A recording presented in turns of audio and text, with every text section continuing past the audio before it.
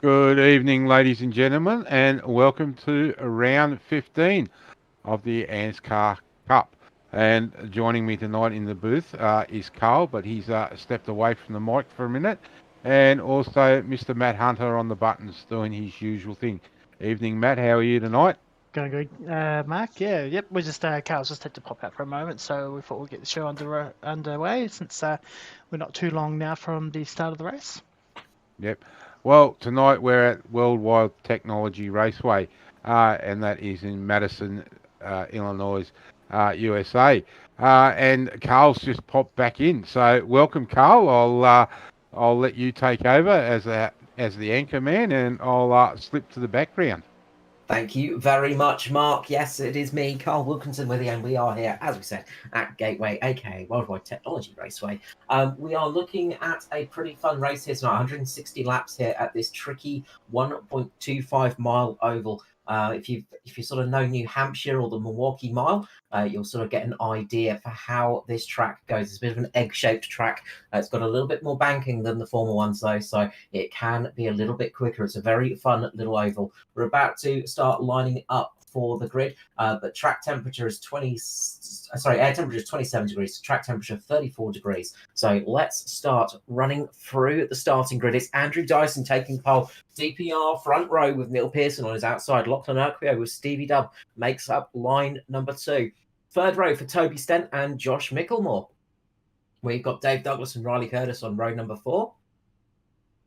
Row 5 sees Ryan Jones lining up next to Alexander Sheridan, a new driver to the series tonight. We've got Joy Schultz, Gary Wellman on row number 6.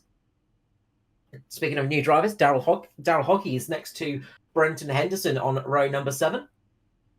Row number 8 sees Norman Clark on his 400th start next to Jamie Nankervis. It's a Black Arrows row number 8. On row number 9, we've got Shane Bowen with Tristan Koch. Maddie Ray, Phil Otto make up the 10th row. Ruben Phelps with Brad Fenley on the 11th row. Kobe Jordan and Christopher Tomlin make up the 12th row. And Daniel Hederscheid is going to be starting plumb last. It's going to be an interesting race tonight, Carl. One of the unusual things about this track is that pit entry is actually on the entry to turn 3. So I'm just wondering how many times it's going to catch guys out tonight. Yeah, absolutely. It's a long old pit road here, and it's very easy to make a mistake coming in to the pit lane as well. The cold tyres will also be a little bit perilous on the exit too. So keep an eye out for those pit stops in the early stages of the race. This place, it can really bite you in those opening laps as well on those cold tyres. So we will keep our eyes open. Hopefully we do not see the caution flag early in this race, but don't be surprised if we see somebody struggling at the start. We're about to come up to the start line and about to go green for this race number 15 of 36 of the ANZCAR Cup 2023 here on Performance E Streaming. And it's going to be DPR leading away. The green flag's about to drop. I'm going to shut up. Let's listen to these cars roar away for tonight's race.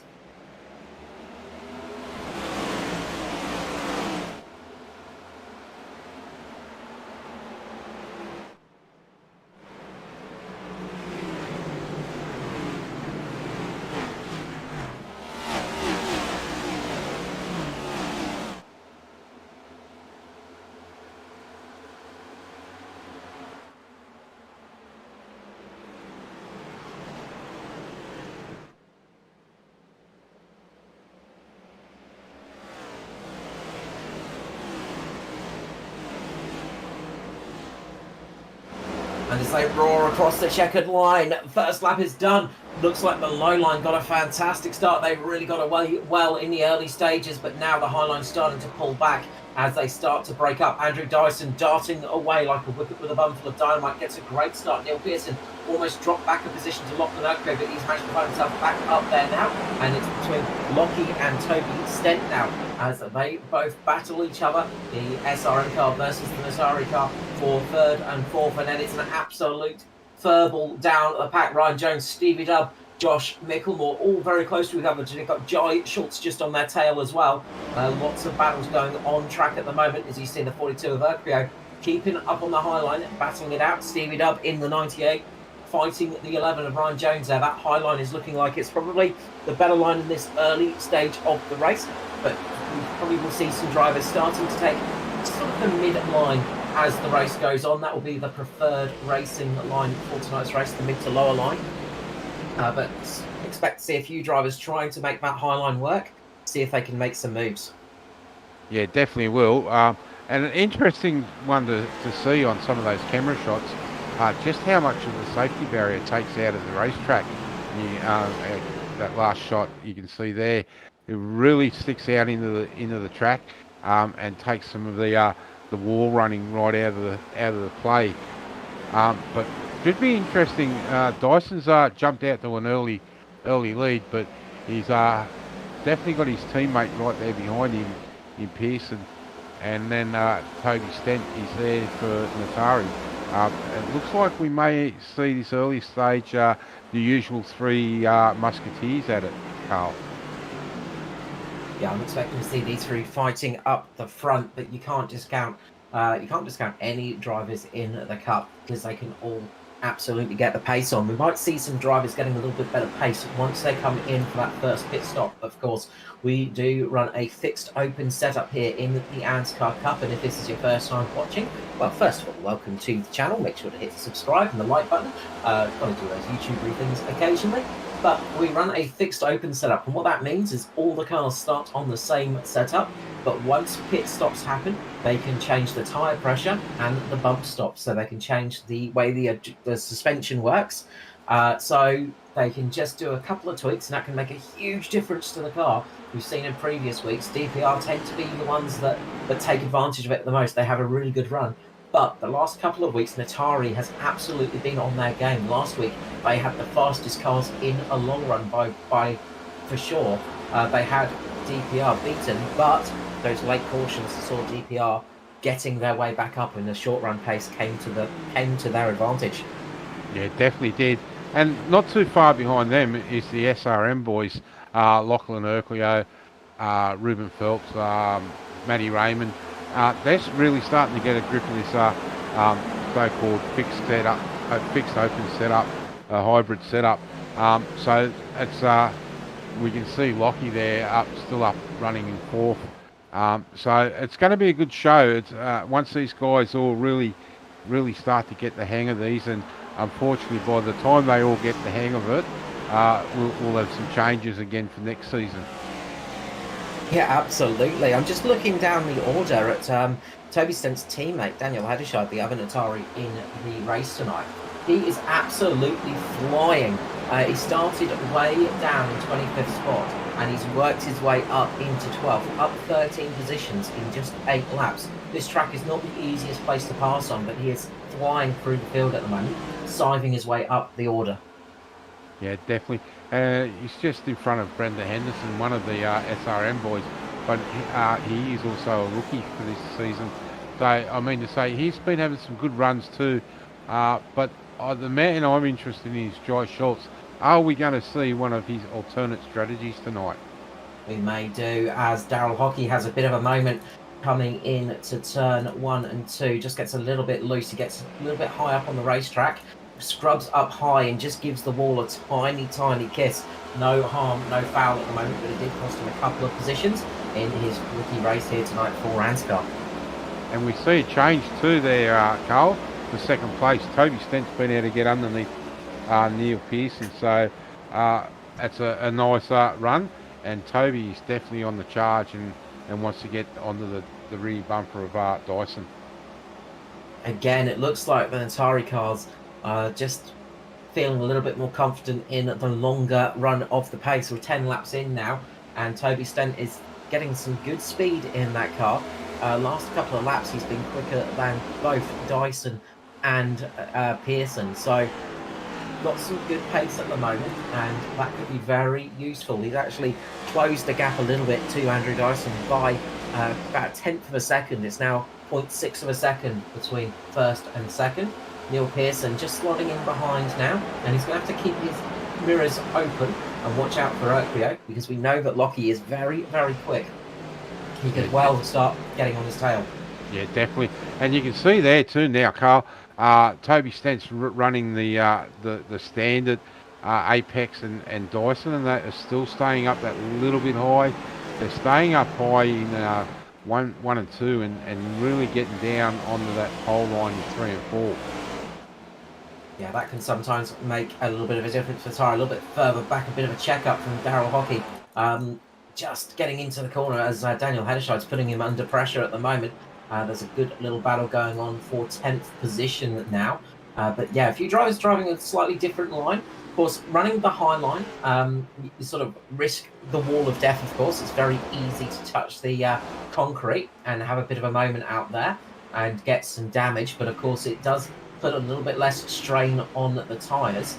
So it can help breathe a little bit of extra life into the tyres, but it is the longer way around the track as well, so it's a little bit slower. There's all of these little things that make a difference for your lines that you're running. Yeah, definitely. Just watching back a little bit further there, Carl, Stephen Williams, the third DPR car, is coming under challenge from Josh Mickelmore in the Mitch Motorsports car.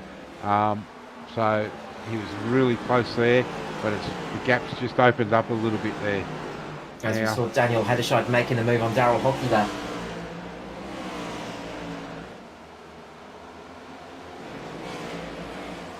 Ryan Jones is in a good position. He's up in the 7th, and right behind him is Joy Schultz. Another person that has had a good season lately, or a couple of good runs, is Gary Willman there, back in the in 9th position in the 45 car. He's had some great races this season. Oh, absolutely. Gary's been on absolute fire in this Simboys entry. We know that Gary is very, very good on the super speedways. Those Simboys love the super speedways. They're pretty good on the cookie cutter tracks as well. But recently, Gary has been absolutely shining on the shorter tracks as well. He's been showing that he's a threat on any kind of track at the moment, and has really been showing a clean pair of heels as well. It's been great to see Gary having such a good run on performance. Yeah, definitely. Just looking further back in the field, Matty Ray and Dave Douglas is slowly moving their way through the field. We've seen of late Matty Ray really get a move on early in the race to get up into that top 10, and he's not mucking around tonight either. He's definitely making a hard charge. Yeah, he's moved himself up past Tristan Koch. Dave Douglas had a bit of a slow start. He's obviously got caught up somewhere because he's dropped a lot of positions. I'm just going to go back and have a bit of a look-see at that one, because he fell right to the back of the pack, unfortunately. And I wonder if he had a little bit of a moment in that first lap. I did see somebody just having a little bit of a moment. No, he started from pit lane, that's why. So that's why Dave is so far down the pack after his qualifying efforts. So he's decided to start from the back, but he's working his way up the field now. Another one sitting further down the field than I would have thought is the number 1 car, Phil Otto. Another one that's had some great races this season, but just sitting back there, biding his time, I would say. Well, we have heard from Phil that he's been having a little bit of hip problems, I think it was, unfortunately. So hopefully he's not.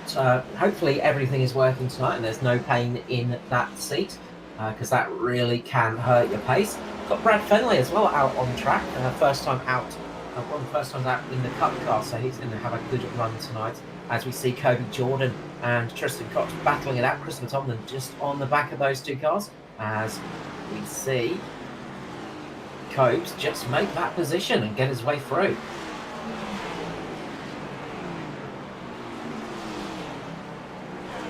So as we continue on here, we see Christopher Tomlin battling it out with Tristan Koch, and it looks like he's got that low line settled and slides his way up nicely. Very nice move there, and they get their way through and move themselves up a position. Battle going on between Daryl Hockey and Brenton Henderson at the moment. Brenton Henderson just having a couple of connectivity issues.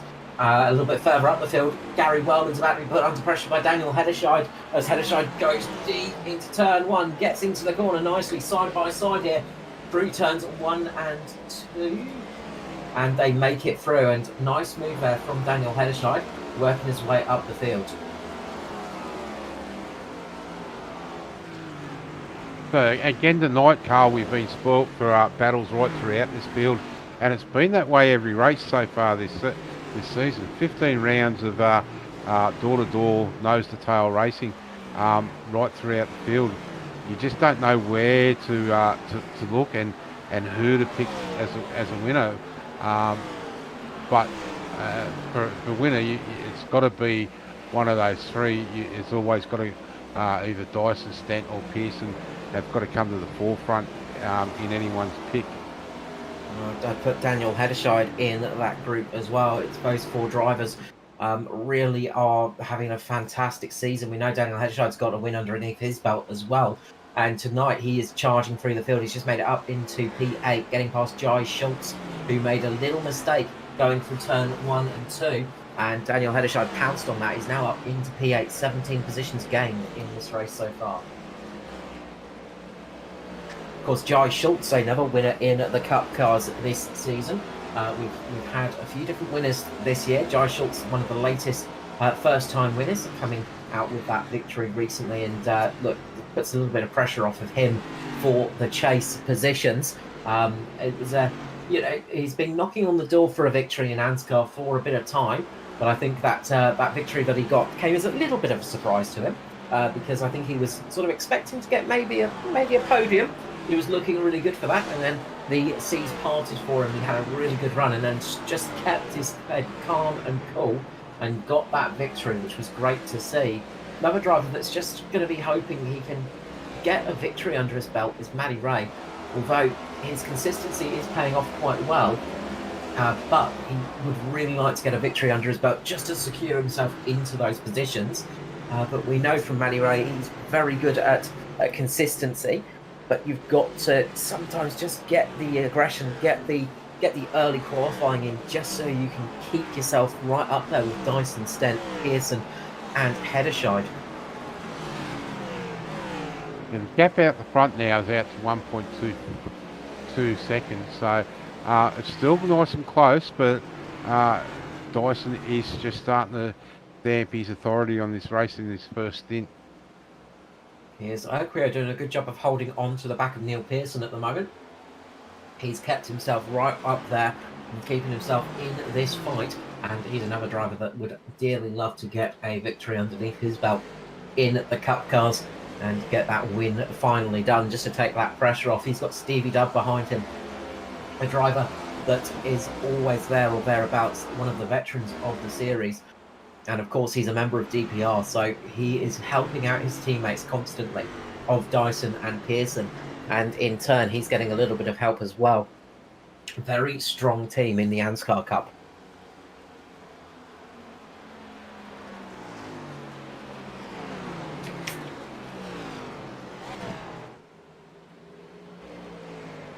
Just looking through the field at the moment, and as you see, the battle for P2 is starting to get close again, as Neil Pearson's closing up a little bit on Toby Stent, but they're sort of keeping at a good pace at the moment. Dyson's not pulling away too quickly.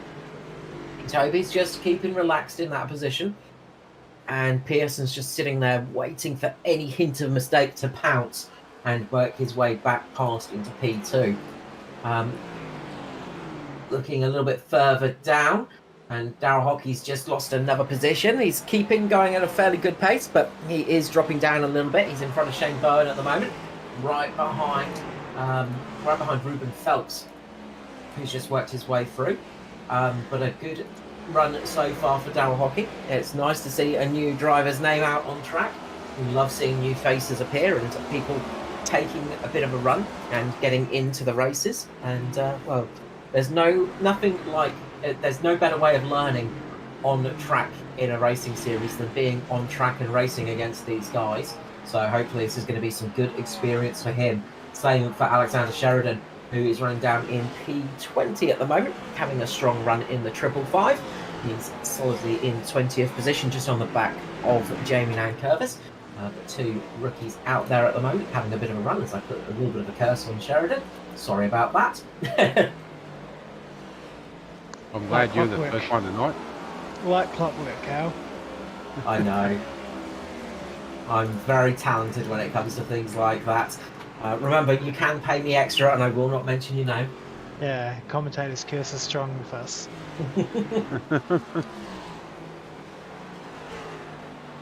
A little bit spread out now, but this is the time when you tend to have a little bit of a brain fade and concentration lapse, and then you'll find yourself facing the wrong way or up into the wall if you're not too careful when you're out there running by yourself.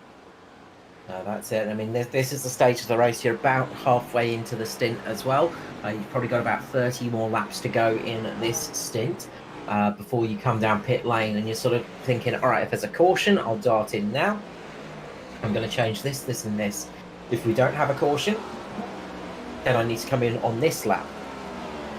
So you're doing all the maths in your head as you're riding along in the car, trying to work out your best strategy, and you'll see some drivers starting to do a little bit of fuel saving at this stage of the race as Dave Douglas makes a move on Shane Bowen there and works his way through as Darryl Hockey's coming into pit lane.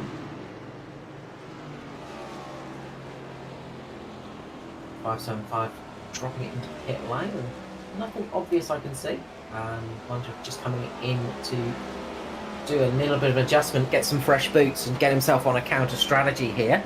This could be as we say, counter strategies can sometimes work out. Jai Schultz also coming into pit lane, so this tells me that there's a option from here to do something. So we've got drivers coming into pit lane. They're chucking on some fresh boots, of course. All drivers have the same allocation of tyres. They get 5 sets of tyres for the race. So the set they start on, and then they've got 4 sets to slap on the car during the race. Fresh tyres are going to be a big advantage now. You're going to have a lot more pace out on track, and you will be able to take advantage of that. Of course, the drivers that stay out there longer will have fresher tyres when they pit later on in the race, but you could well gain yourself a lot of time from here. So we'll just see where Jai comes out in regards to Hockey, because Jai sort of was a little bit further up the field. Hockey's only done the 1 lap on those tyres, and Jai Schultz is just exiting the pit lane now. Hockey coming into turn 1 and 2, and they're both out on track now, and they've got to just settle those tyres in gently. You don't want to push too hard in the early stages. You don't want to go like a bat out of hell and burn up the tyres. You want to try and warm up the carcass of the tyre. You want to try and warm up the body of the tyre, not the carcass of it. So what we say with that is you want to try and warm up the inside of the tyre. So it's a bit like imagine it like a jam donut, if you will.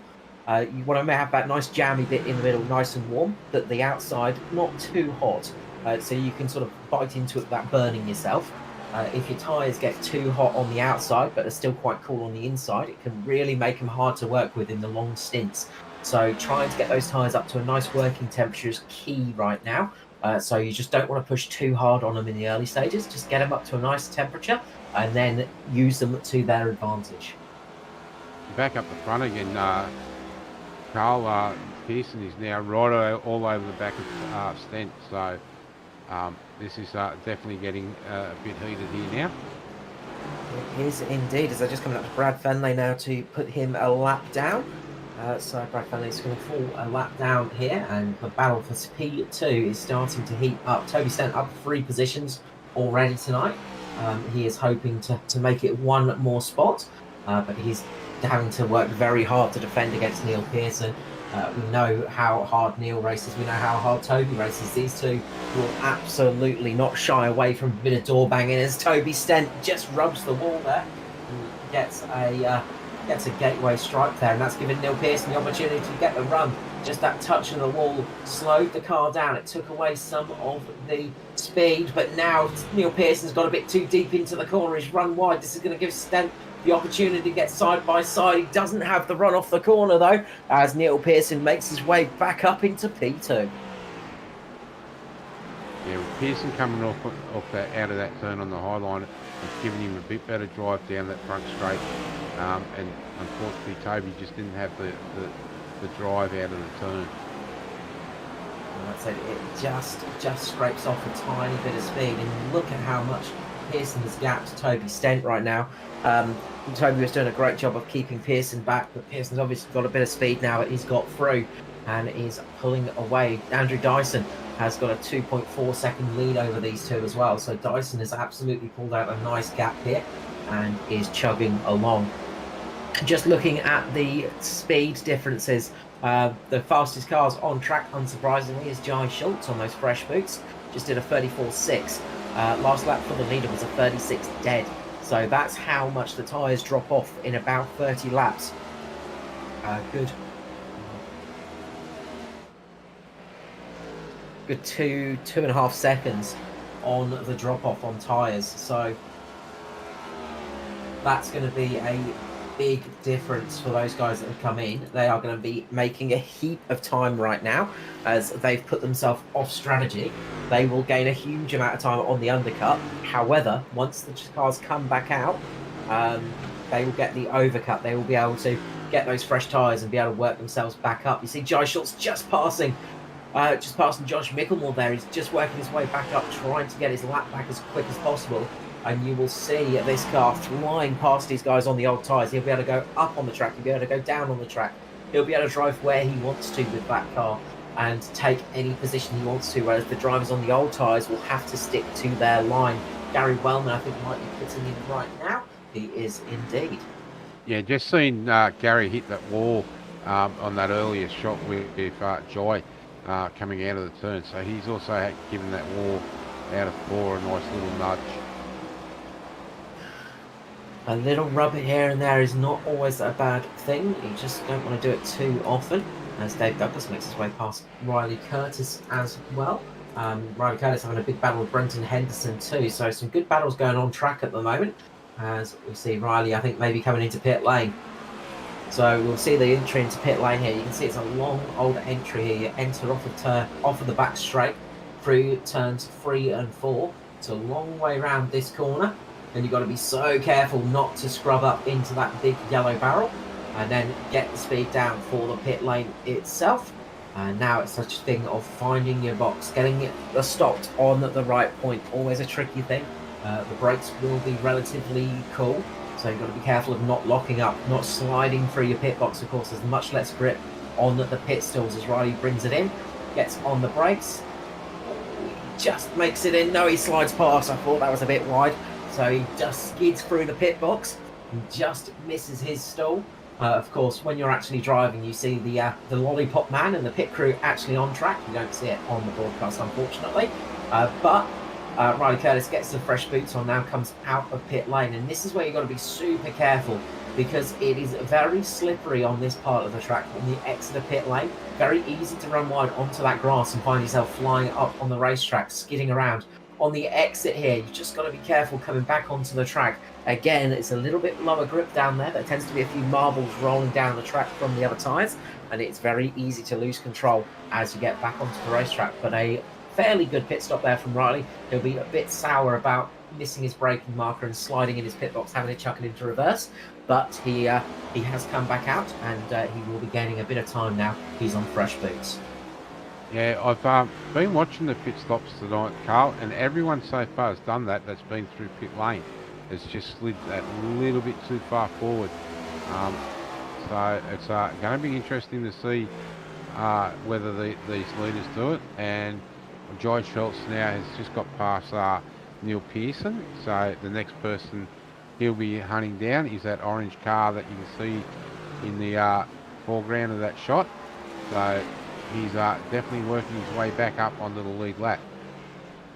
Yeah, he's flying through, and if he gets back onto the lead lap, it's a crucial thing. He wants to be on that lead lap just in case there is a caution. What we often find is when cars are out on different tyre strategies, on different runs, there's more chance of a caution. Of course, there's more chance of a caution when cars are entering and exiting pit lane, because it's very easy to lose the car and slide wide and spin it up onto the racetrack. So crucial that you get back on the lead lap just in case there is that caution, so you don't fall off of it. Of course, he will be sitting in the lucky dog position once he gets past Alexander Sheridan here, but he needs to be right behind the leader to get that lucky dog. If he doesn't get that lucky dog, he will be really, really in a bad position for the race. Yeah, definitely will be. But that's the chance you've got to take. to try something different. So, and we've seen it in the past. Jai's been the master at the alternate strategy as he comes up on behind the team boss, and I don't think he'll get much competition there. Sails his way through and he's closing the gap on Dyson now. Dyson will be easy pickings here on those older tyres. How many laps difference? About 30 laps difference on the tyres here. You can see the difference that makes. Caution. As caution comes out. Oh, Jai got very lucky there. He just unlapped himself, I think, when that caution flag flew. What brought out the caution, I wonder? A lot of And smoke it's there on the Dave back. Douglas going the wrong direction. And I would say it was Dave Douglas making contact with Ruben Phelps. Just got on the back of Ruben Phelps. He got on the gas a little bit too early and it unsettled the car.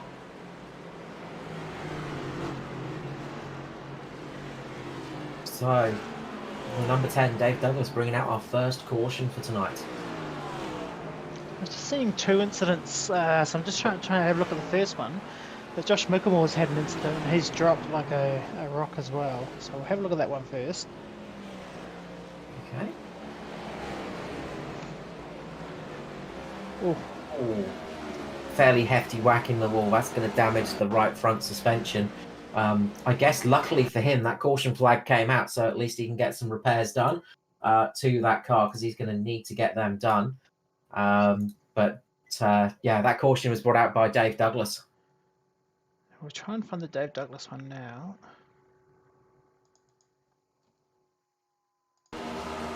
So Dave on the exit of the corner got right up behind Ruben Phelps and the car got very, very squirrely. And I think it will be just after the next set of corners here. We'll see the number 10 just absolutely loses the rear of the car as he gets right underneath the rear spoiler of Ruben Phelps. And it's almost like the aero just fell off of the car and it washed him out. So I think it will be the next lap now. I'll jump forward a bit for it. We're just having a little bit of trouble finding it. So it should be here. Nope. Next lap then. So he's sitting right behind Ruben, but it should be the next one, I'd say. So it happened on the back straight. Well, it looks like he was stuck there for a Yeah, while. there we go. There it is. So yeah, he's right underneath the rear of that car, and it looks like he might just got onto the bumper of Phelps, but it just lifted the air off the front of that car, and all of a sudden the back goes absolutely wild. It's like a bucking bronco, and kicks Dave around and takes him out of that race. As speaking of people out of the race, we've lost Josh Micklemore, unfortunately. Looks like Micklemore's had to retire the car after that hit. Might have broken the right front suspension. Yeah, looks like too much damage to keep that car moving, unfortunately. That's a big shame. Dave's got a fair amount of damage as well, but he's managed to get it back out onto track. Jai Schultz, meanwhile, he was stayed out on track, so he didn't end up coming in pit lane. He got the wave around, of course, as he was in a position to do that. Because he was past the leaders, but he's decided to stick it out there on the old tyres. So he had the opportunity of coming down pit lane. He's decided to stick it out. So he's decided to, rather than lose positions by coming into pit lane now and getting those fresh tyres, he's going to stay out on the old tyres and just try a different strategy as the race goes on. So it's going to be Jai Schultz and Christopher Tomlin, I think, the only two cars on old tyres out there. Christopher Tomlin keeping it out there. I wonder if he'll chink down pit lane in the near future. But Jai's done about 18 laps on those tyres, so he's going to not have the pace of the leaders. But I imagine what he's hoping for is a couple of cautions in succession, so he can let those tyres cool down a little bit, and he should have some fairly okay pace then.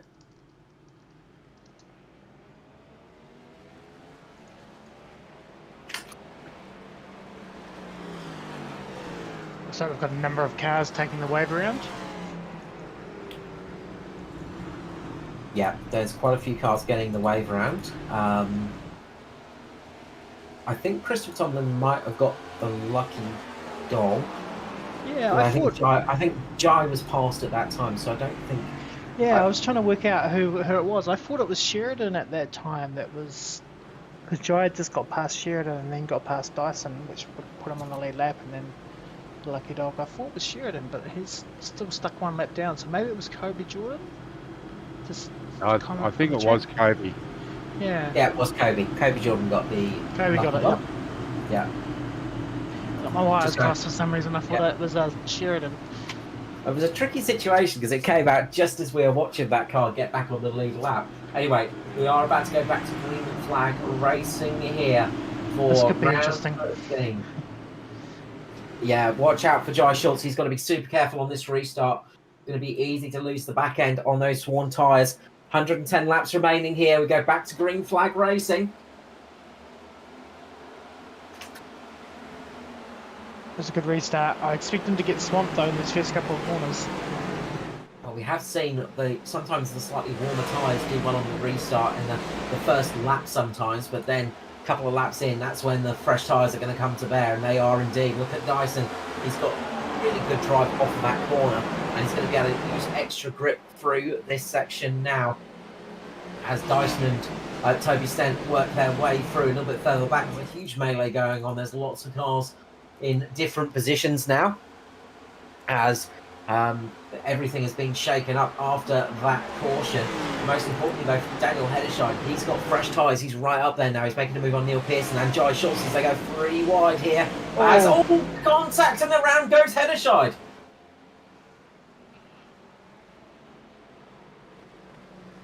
And that brings the caution out there. Contact between Hederscheid and Pearson there. And unfortunately for Jai Schultz, he was in the wrong place at the wrong time.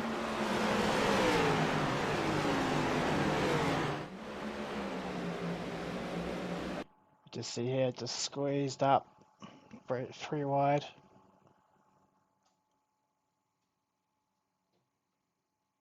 One of those moments, as I said, 3 wide. I called it 3 wide, and that's where it gets really risky. I could say Neil Pearson had a little bit more room to his right side he could have taken advantage of, but you don't think like that when you're racing in a position like that. Daniel Hederscheid scrubbed up the track, unfortunately, and just caught the front of Neil Pearson. That was very much a racing incident, you've got to say. I think so too, yeah. 3 wide on corner exit is not really a very good thing most of the time. Yeah, definitely this time it's proven not to be. Just looking at the front of Jai's car, that's got some heavy damage there. It's going to be a couple of minutes repair. Yeah, he's going to have to get some serious repairs there. The gamble that Jai Schultz used did not pay off tonight for the 27, but still a long way in this race to go. We've got over 100 laps to go in this race, so anything can happen. If the damage is not too severe, he could easily get back out on track, get back to racing. What this does, though, is those cars that got the wave around will be able to come into pit lane now and get some fresh boots. So they are going to be pretty thankful for this caution, because it means that they can get some nice, fresh boots for their cars and get a good run. Daryl Hockey as well, he's worked out well for him, as he's going to be the lucky dog here. He's going to get back on the lead lap in the 5.75. Yeah, and we've ended up with Stevie Williams a lap down. I think he may have got a drive-through a penalty there in that last caution. A bit of a look. Not showing anything here, yeah. Nothing I can see. He ducked back down pit lane though, so he came down pit lane and got some fresh boots just at the end of that last caution, I think. That's why he dropped those positions. Okay. So he ducked in and got a little bit of extra fuel, so he was topping up the tank. That's why he dropped down those positions, Mark. Right. So, yeah, not sure why he lost a lap though, so I wonder if he's sort of, yeah, I can't see any.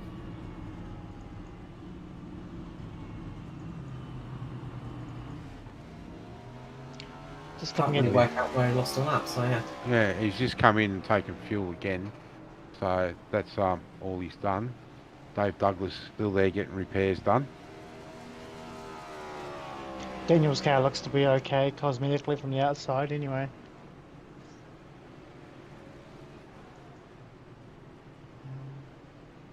Yeah, it didn't look Dave's. like much of a hit for Heddershide. He sort of got away relatively unscathed. So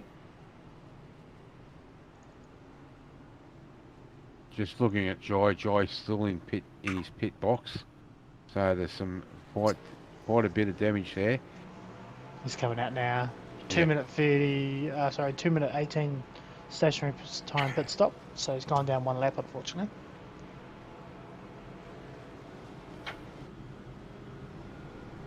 yeah, it's a long old repair there for him, Dave Douglas. A few of those cars that have got early damage, and that's going to be painful for them indeed. So he's going to change the race a little bit. There's going to be a mix of strategies as well, and there's a bit of a mix of tyres as well through the field. Gary Wellman is on the oldest tyres now of anybody. His tyres have done 17 laps, so he's trying a slightly different strategy. Freshest tyres is going to be Neil Pearson and Christopher Tomlin.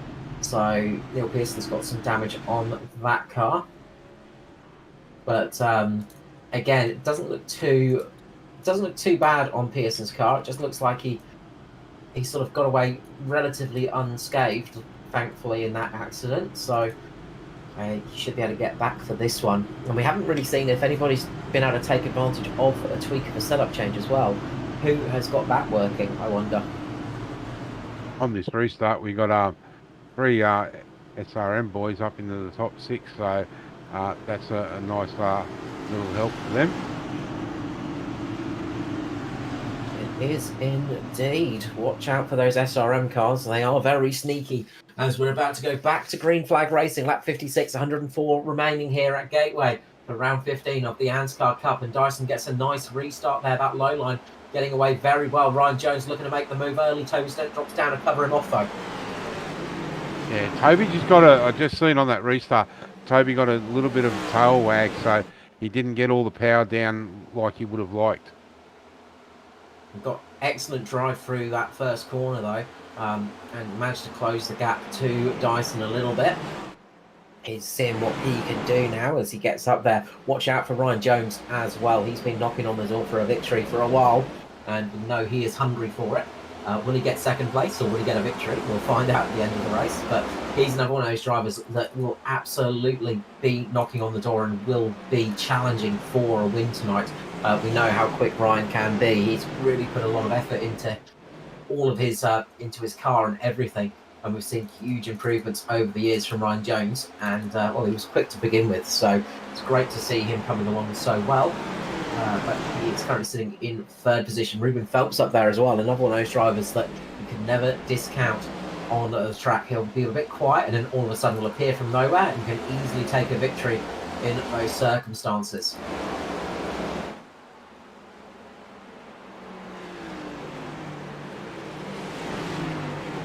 So side by side, a little bit further down the pack they go, as Gary Wellman is getting some good pace on those more slightly older tyres. He's able to keep up with the cars around him, as Matty Ray battling it out with a returning Daniel Heddershide. Daniel Heddershide working his way back up through the track. It doesn't look like he got too much damage in that car. It's still got some seriously good pace. He's worked his way back up into 8th position, which could be 7th position at the exit of this corner. He's almost back up there with Neil Pearson. Yeah, he's definitely getting a move on again.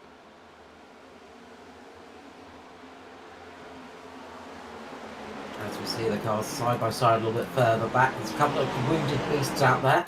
Brenton Henderson's got quite severe right front damage, unfortunately, in the 81. Hopefully he can keep that thing rotating and get some good points tonight.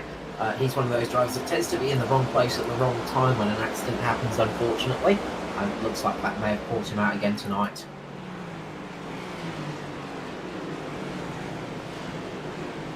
just watching Daniel here. He's had a hard time getting past Riley Curtis down in position 18, but he's up there with the lead boys, and he's finally got the job done. So he'll be out after Easton now.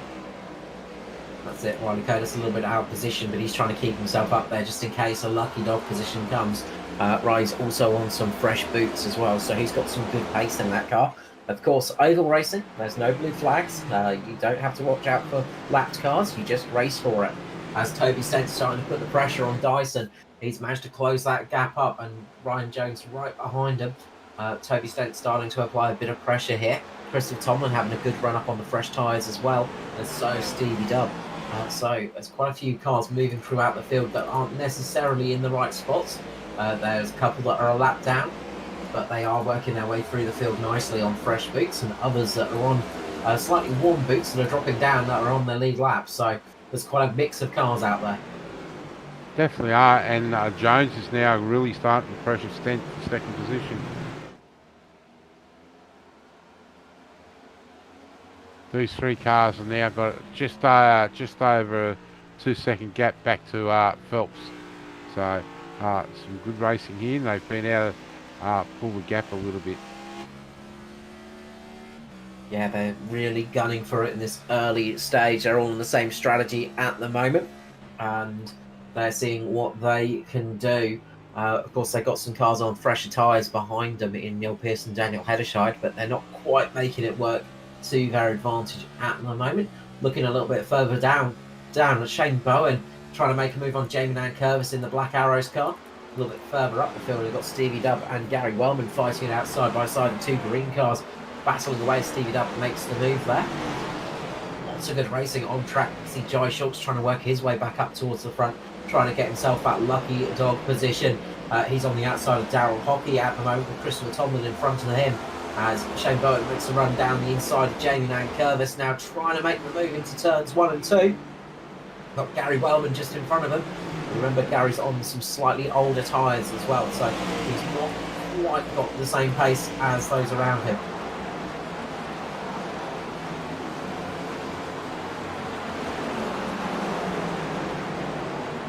Again, we're seeing some battles right up and down throughout the field.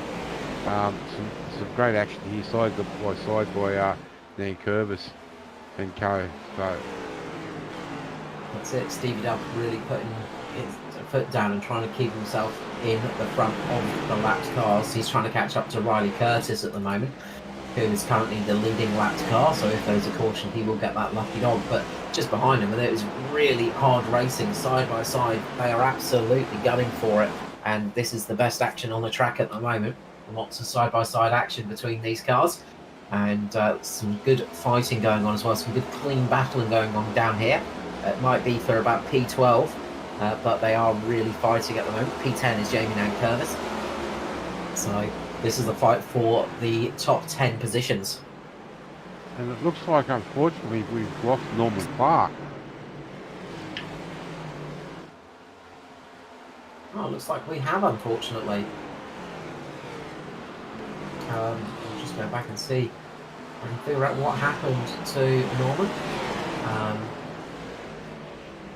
Looks like it's a connection loss, unfortunately, for Norman Clark. So it just looks like his connection just dropped, unfortunately, on his 400th start. Norman Clark looks like he has had a mechanical DNF for tonight, with the internet cutting off. That's a big shame for him. Definitely is. It's not the way he would have wanted to end the night.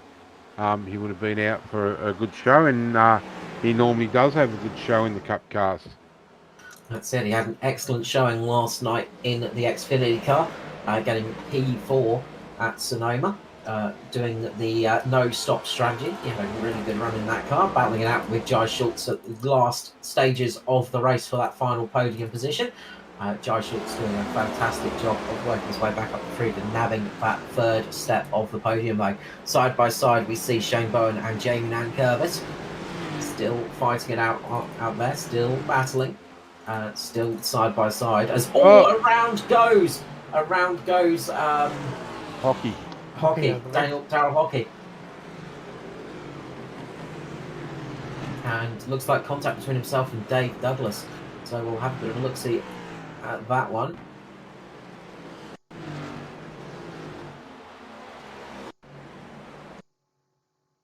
So a little bit of rubbing between himself and Jai Schultz, so that just unsettled the car. And then Dave Douglas coming down the inside, unfortunately had nowhere to go and just caught the back of Daryl Hockey's car. So a bit of a bump and run there from Daryl on Jai. Just didn't quite make it work because then Dave Douglas came underneath and just caught the left side tyre. And around goes Hockey, but no major damage to the car by the looks of it. So,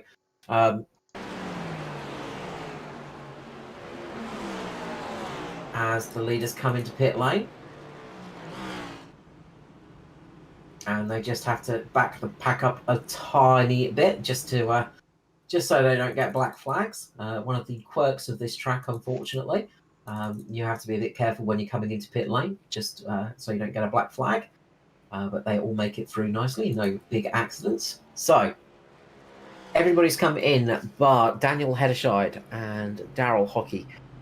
So, this is going to shake things up a little bit. And I think, yes, indeed, Norman Clark is back out on track. So, the 09 has managed to return from the shadow run. And he's back on track. I was just going to say, Norman's rejoined, and unfortunately we've lost Matty Ray, the 83 SRM car. Oh, what happened to Matty Ray? It looks like it's just a packet lost again. Oh, another connection issue. That is a big shame, as he was up there battling up front with the rest of those cars. And again, it looks like, indeed, it looks like another connection issue. So that's a shame for Matty Ray because he was running right up there inside the top 10. I'll keep an eye out and see if he rejoins. That's it. But Norman Clark back out there for his 400 start, hopefully. We might see him back on the lead lap, but he's got 4 laps to do, so it's not looking good for him tonight, but at least he can get some points on the board with 88 laps remaining here at Worldwide Technology Raceway, Gateway, St. Louis.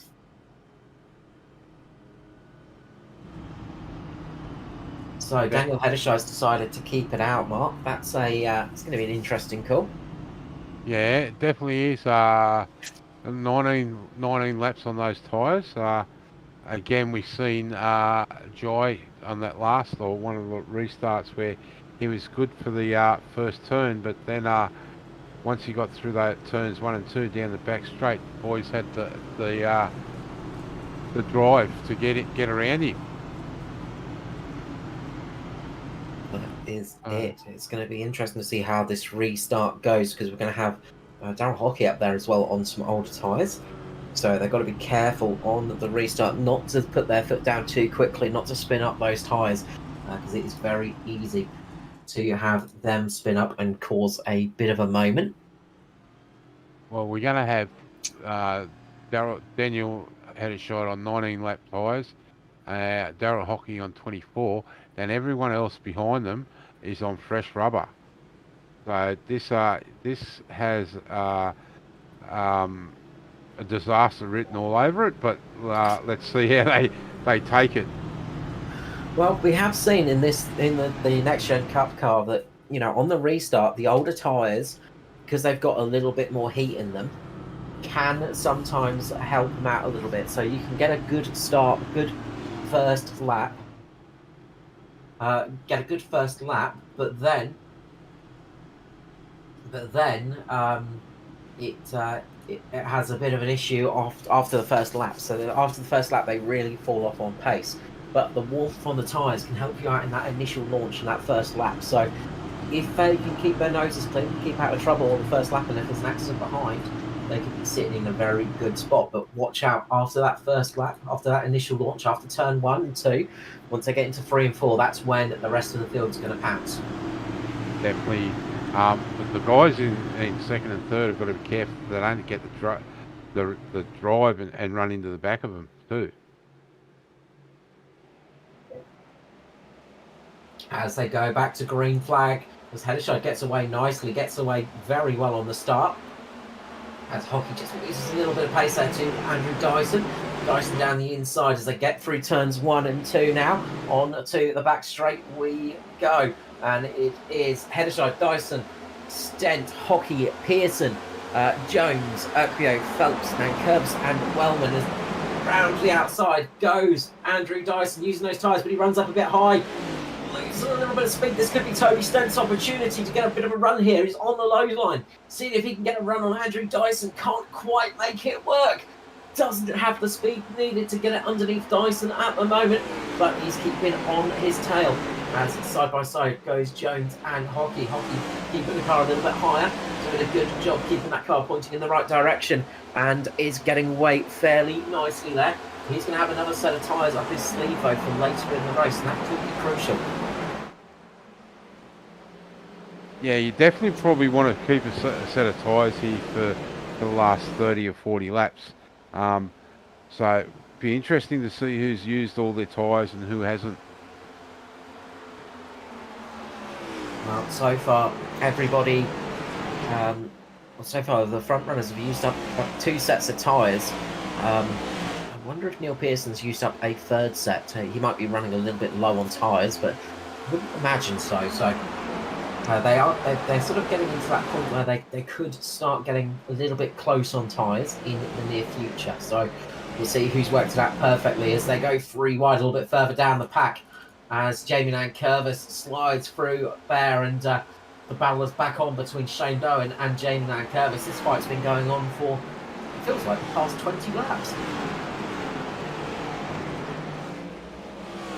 I was going to say the past 70 laps, but They've been side by side for an awful long time. These two have been really battling it out and having a great battle on track, doing very well with each other. As a little bit of contact a bit further up the field between Urquio and Daniel Hedderscheid. Didn't actually make contact, I think, but they got very close to it, and Urquio just had to lift out a little bit. They're side by side now, coming into turns 1 and 2 as they fly down the inside. Remember, Hedderscheid's on older tyres there, so those fresh tyres starting to pay off and starting to get a little bit more pace underneath them. both Urquio and Phelps got through there, and you can see there in the background, Wellman now making a move on Hedderscheid. Yeah, the sort of starting on slightly worn tyres gamble is not paying off for overall speed, but we might see it paying off later in the race, of course, depending on who's saved up an extra set. So we'll see how this one runs out. We've still got 81 laps remaining, Mark.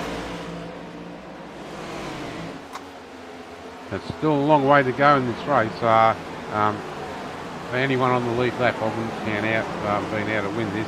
And now we can really see Hedderscheid really drop. In a matter of 2 laps, he's dropped about 8 spots. Yeah, dropping like a stone at the moment as big moment there for.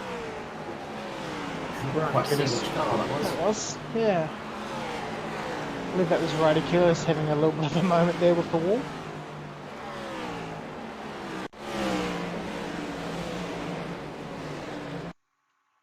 Bit of a whip on the wall there for Riley Curtis. I was just about to mention him actually, so a preemptive commentator's curse. He is back on the lead lap, although if he takes another lick like that on the wall, it won't be for long. I know, as long as he didn't damage that logo on the right hand side there. Looks a little bit wrinkled, Matt. I think we should might have a find word. him for that. Have a word. Of course, he's running the performance streaming logo on the car, so it's great to see. A very nice looking car, that one. Just look at Dave Douglas. He's working his way up through the field quite quickly too. He's getting back up there after that first caution he brought out, but he's getting some pace back in that car and it's working again. He's got Stevie Dubb with him. Stevie Dubb is the first car on that pound at the moment, so if the caution comes out, he will get that lucky dog spot. Meanwhile, up at the front of the field, it's getting very close between Dyson and Stent. Stent is all over the gearbox of Dyson at the moment. He's so close, you can see what gear ratio he's running.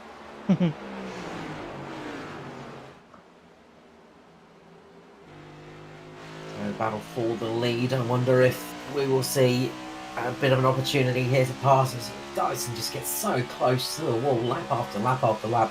One of his strengths is he just has, it's almost like he has no fear, but I can assure you he has a little bit in there, but he's just able to run so close to the wall, so on the edge, lap after lap after lap, and keep his foot in. It just gives him that little bit of extra speed that's needed in a stint like this.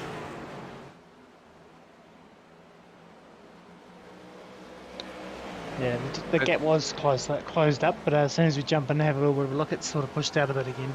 This is the Murphy's Law. As is always the way with racing, when you think something's about to happen, it won't happen. Just looking a little bit further back, Gary Wellman's got Dave Douglas starting to get close to him now. Dave's trying to put a little bit of pressure on Gary, while Gary's putting a bit of pressure on Ruben. So there's a multitude of fights going on throughout the pack at the moment. There's lots of different battles going on. As Riley Curtis and Brenton Henderson as well are looking close to each other. But yeah, quite a smorgasbord of action here tonight at Gateway. Yeah, Gateway tends to do that. It's either really a wreck fest or there's some really good racing right throughout the whole field. And luckily for us tonight, it's the second. It's just been really good racing, close door to door, with some people just pushing that limit a little bit too far and finding the safety barrier on the outside wall a few times. Yeah, a couple of little taps here and there as well, but nothing. We haven't seen a horrific crash yet where it's absolutely wiped a car completely off the map. So there's been a few lucky moments for the drivers out there so far. You've got to say Dave Douglas, one of those lucky drivers. He got away relatively unscathed when his car caught the wall and he went for a bit of a spin, but he's managed to get it back out there and back up into P7. That's where he started from. So great recovery from Dave Douglas. It seems to have a little bit more speed in it too. So maybe everyone should try and touch the wall and see if it improves the car speed. Well, we often see that with race cars. They just they get better with damage. It's always those silly aero bits that they stick onto the car that slow them down. If it was you or I, Carl, we'd rip the right front out of it. Oh, absolutely. But that would be just sniffing a blade of grass. Would easily rip the front end of the car off for us. As Dave Douglas looks to make a move on Ruben Phelps here. He's trying to get underneath, trying to get a run here on Phelps, seeing what he can do. Can't quite get it there at the moment. Got to be a bit careful on the exit because the car really tightens up and it can catch you out a little bit when racing like that. So got to be really cautious when you make the moves here now. As the front four have absolutely built up a huge lead. Ryan Jones is having a bit of a lonely race in P4. Neil Pearson sitting in third as Dave Douglas makes the move on Ruben Phelps here down the inside of the 06. And 10 goes and works his way up into P6 in this race, but Ruben's not having any of it. He's going to fight back. Stevie Dubb's sitting there going, look, I just want to get my laps back here. I'm not afraid to take the race to you guys. If I have to go 3 wide, I'm going to do it. As he looks to try and do it down there, trying to go down the inside of these boys.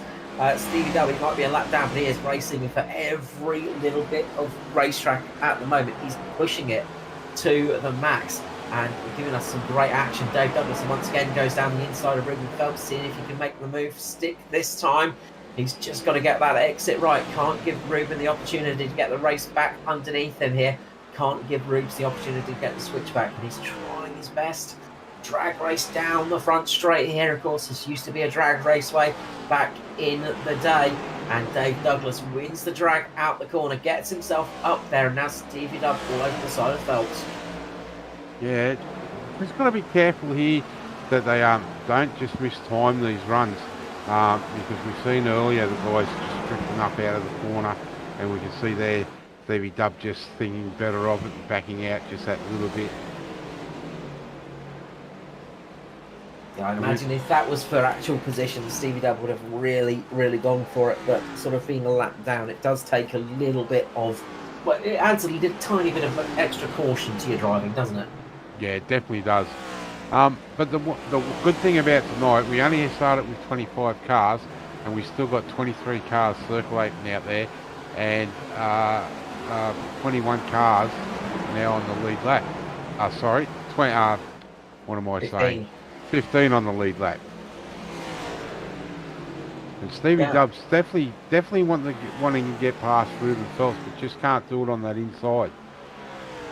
He just doesn't have that purchase yet. He's really pushing the attack, so he's constantly going for it, and he's really putting the pressure on. I think Ruben's sitting there going, look, I kind of like having you between me and Gary Wellman at the moment. It's kind of nice.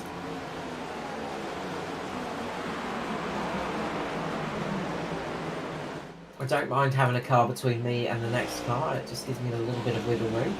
As Gary Wellman gets a little bit loose, and this is going to give Jamie Nankervis a bit of a try. Shane Bowen as well, back up on the behind of Jamie Nankervis, and these two are going back at it once again.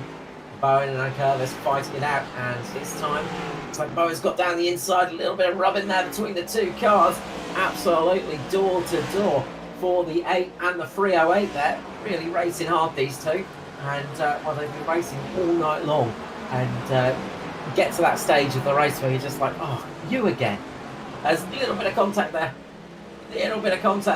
bit of a heavier hit on the side as Nankervis comes out better on this occasion. Yeah, definitely. And back up the front, we are still seeing this battle for second place between Stent and Pearson. Although Dyson hasn't checked out, it's still the gap between Stent and Dyson still under a second, but the real battle here is for second place. Where last couple of laps, Pearson's tried the outside, tried the inside, but he just can't close that gap and get past Stent. Bit like a boxer dancing on his feet, just shuffling around, changing his foot in position, seeing what he can do to make that move. And does he jab left, does he jab right? He's just trying to find that perfect position to make that nice big move on Toby Stent, but Stent's not having any of it. He's doing a great job of defending.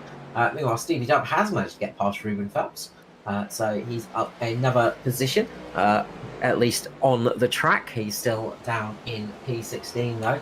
All of that hard work, he's not yet made the passes. Now Neil Pearson makes the run down the front straight and gets on the inside. Great exit speed there from Pearson off of 3 and 4. Yeah, definitely. But what Pearson was trying to do is...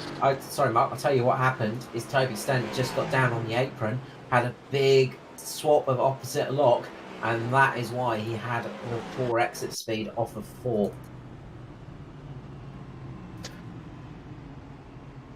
So we'll see if we can get that replay.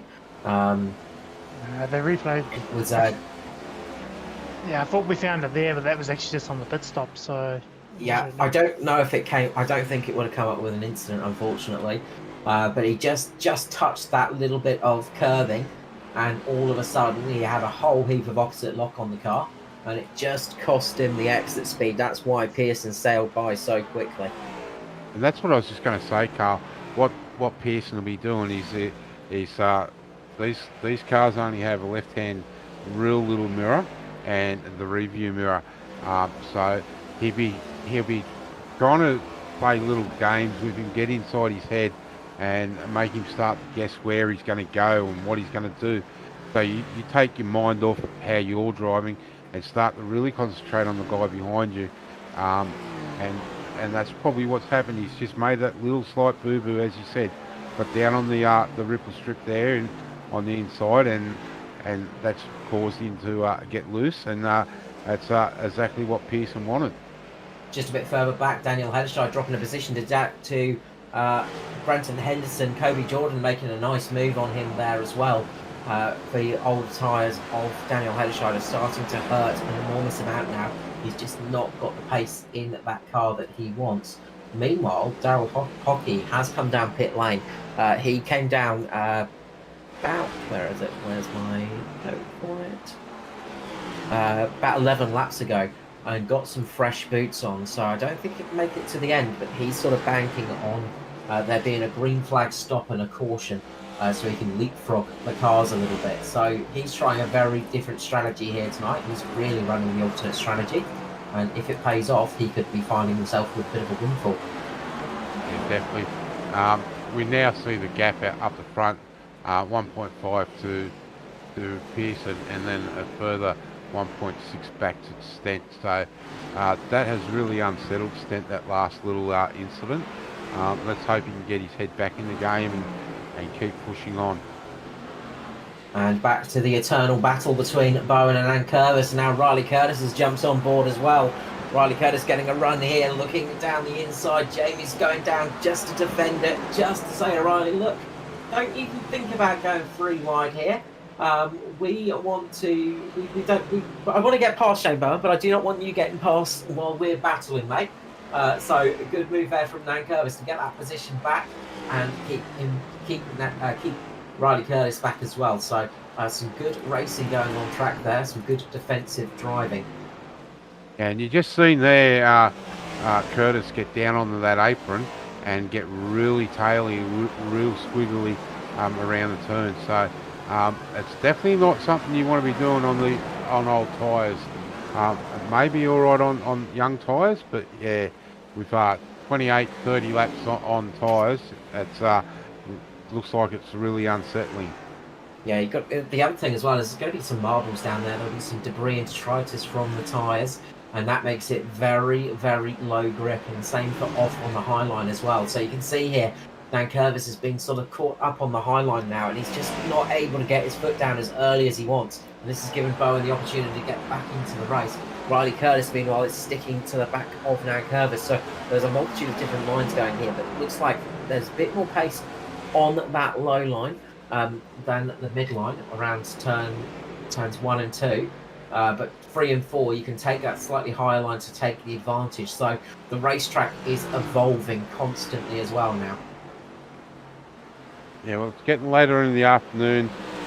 Temperatures are probably dropping a little bit on that track. So, and there's plenty of rubber down now. That is it. There's plenty of grip on the racing line, but once you get off of it, that's where it gets a little bit tricky. Tristan Koch and Alexander Sheridan in the pit lane. They're coming in for their final stop by the looks of things. Seeing how that one will go. Right with this battle between Curtis Bowen and Nan Curtis, you've got Darryl Hockey there as well. And he's, remember, on fresh boots right now, so he's on very fresh tyres. He might be a lap down, but he has got some really good pace in that car, and he can just drive on any part of the racing line that he really feels like going on and get some good purchase in the car. So he's trying to get himself past these cars, and while he does it, it puts Jamie and Curtis up on the high line, and that causes Jamie to go wide. And all of that fighting earlier on has just gone to the wind, hasn't it, for Nan Curtis? He battled his way past Curtis and Bowen, and now he's dropped back below them again. Little bit of hip and shoulder through the corner between Nan Curtis and Bowen once again. These two have been rubbing panels so much tonight. I'm surprised that Nan Curtis' car is red and Bowen's car isn't blue. Or multiple colours, red, white and blue. It's some really, really fun action down here. It's there's been some fairly good racing going on in this position. This is P10 as well. See now Curtis coming across, trying to defend position a little bit late there, and that's giving Bowen the opportunity to get down the inside again. And these guys are fighting it out, lap after lap after lap. As I said, every time I look down there, they're side by side. And it's again, Carl, I know I keep saying it, but just the battles throughout the field, we've really been spoilt this season, and really door-to-door racing like we've seen, where guys are touching each other, rubbing and everything, and that's what we want to see, and everyone can do it, and doing it well this season. Absolutely, it's a thing about stock car racing. It's a little bit of rubbing is absolutely fine. It's what we love to see. We do not like to see cars just having to just be easy on each other and just having to ignore things. But yeah, absolutely important just to have that respect with each other as well. You're not going to wreck each other, but you are able just to give a little tap here and there and keep the car pointing in the right direction. Riley Curtis building up a fairly decent gap over Byrne and Curtis right now, so Curtis is starting to pull away a bit, catching up to Gary Wellman.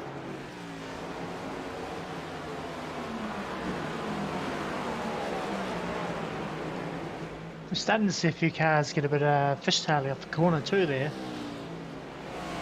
We saw Henderson get very loose off the corner, and Riley had a little bit of a moment as well. I think we're getting to the stage where it's the longest anyone's done a stint so far tonight. We're about 38 laps in now, so we're getting to that point where the rear tyres are going to start falling off the cliff a little bit. Obviously, on these short tracks, you tend to wear the right front a little bit more, but the rears get a big workout because you're putting your foot on the accelerator so much. Those tyres spin up a bit, they get a little bit warm, and they can get a little bit worn, as you see Erquio just at the top of the picture just getting a little bit loose as well. So looks like the rear tyres have started just dropping off a tiny bit here tonight. I've got to wonder too how many guys are actually downshifting coming into the turn and then going back up into top gear to the straights, because that would put a lot of pressure on the tyres also. Yeah, there's a lot of different ways of driving this car. I mean, I'm just riding on board with Dyson at the moment. He's dropping it down to third by the looks of things through the through turns 1 and 2, just in that really tight corner, jumping it up to about 5th gear down the straight. And then when they come into the big long radius turns 4, 3 and 4, he's keeping it in about 4th gear. So there's a little bit of downshifting going on, and it's that really tight, narrow turns 1 and 2 that are the ones that really start to just eat the rear tyres. Daniel Hederscheid's decided to pull it into pit lane now, so he's decided to pull it in and get some fresh boots for the end of this race. So he did 57 laps on those tyres, so he's done one of the longest stints we've seen so far tonight. Yeah, it's been a long, hard stint for him. He probably had to do it this way to see him to get him to the end. But if he gets a caution, he'll be able to work his way back up through the field fairly quickly.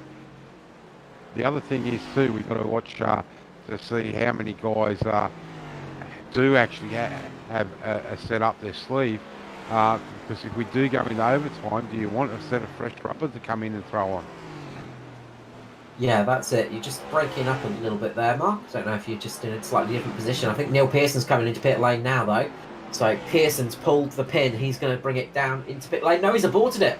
He's gone wide. That's going to be devastating for Pearson. That's going to lose him a lot of time there.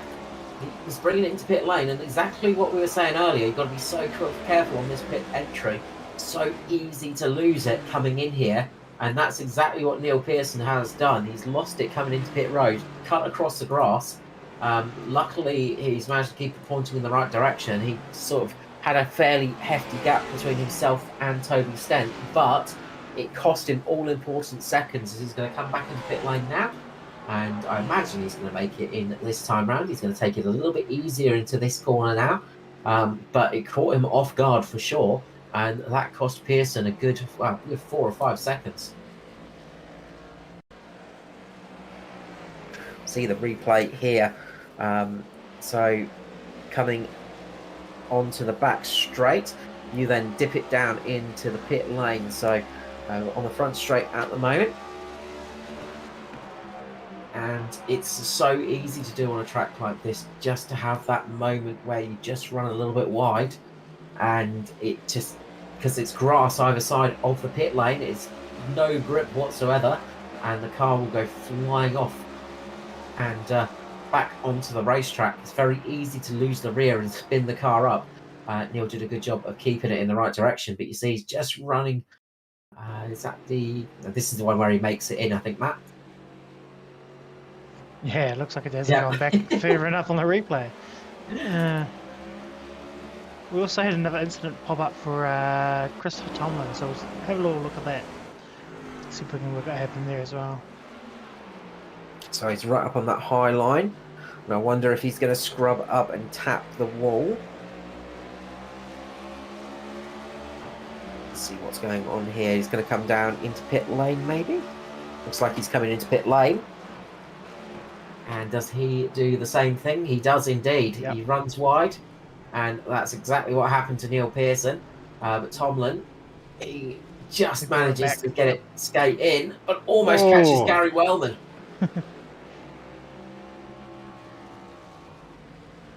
So that was almost a nasty crash there, but they got through relatively unscathed. Very lucky there for Wellman not to get caught up.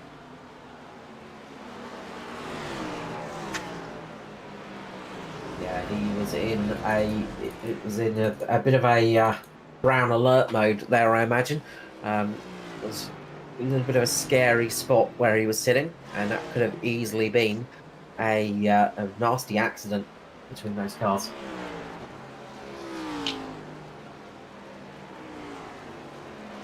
Okay, as Neil Pearson's back out on track, he's going to try and take advantage of these fresh tyres. Andrew Dyson, meanwhile, he's looking to extend this stint a little bit, so he's going to see what he can do. Same as Toby Stent, Ryan Jones, Dave Douglas, Ruben Phelps, Riley Curtis, Brendan Henderson, all of those guys sticking it out for a bit of a longer stint. Only the 6 cars on the lead lap at the moment, so it's gone from 15 cars to 6 in the blink of an eye as people have come down pit lane. But if there's a caution now, it will really help those guys that have stayed out.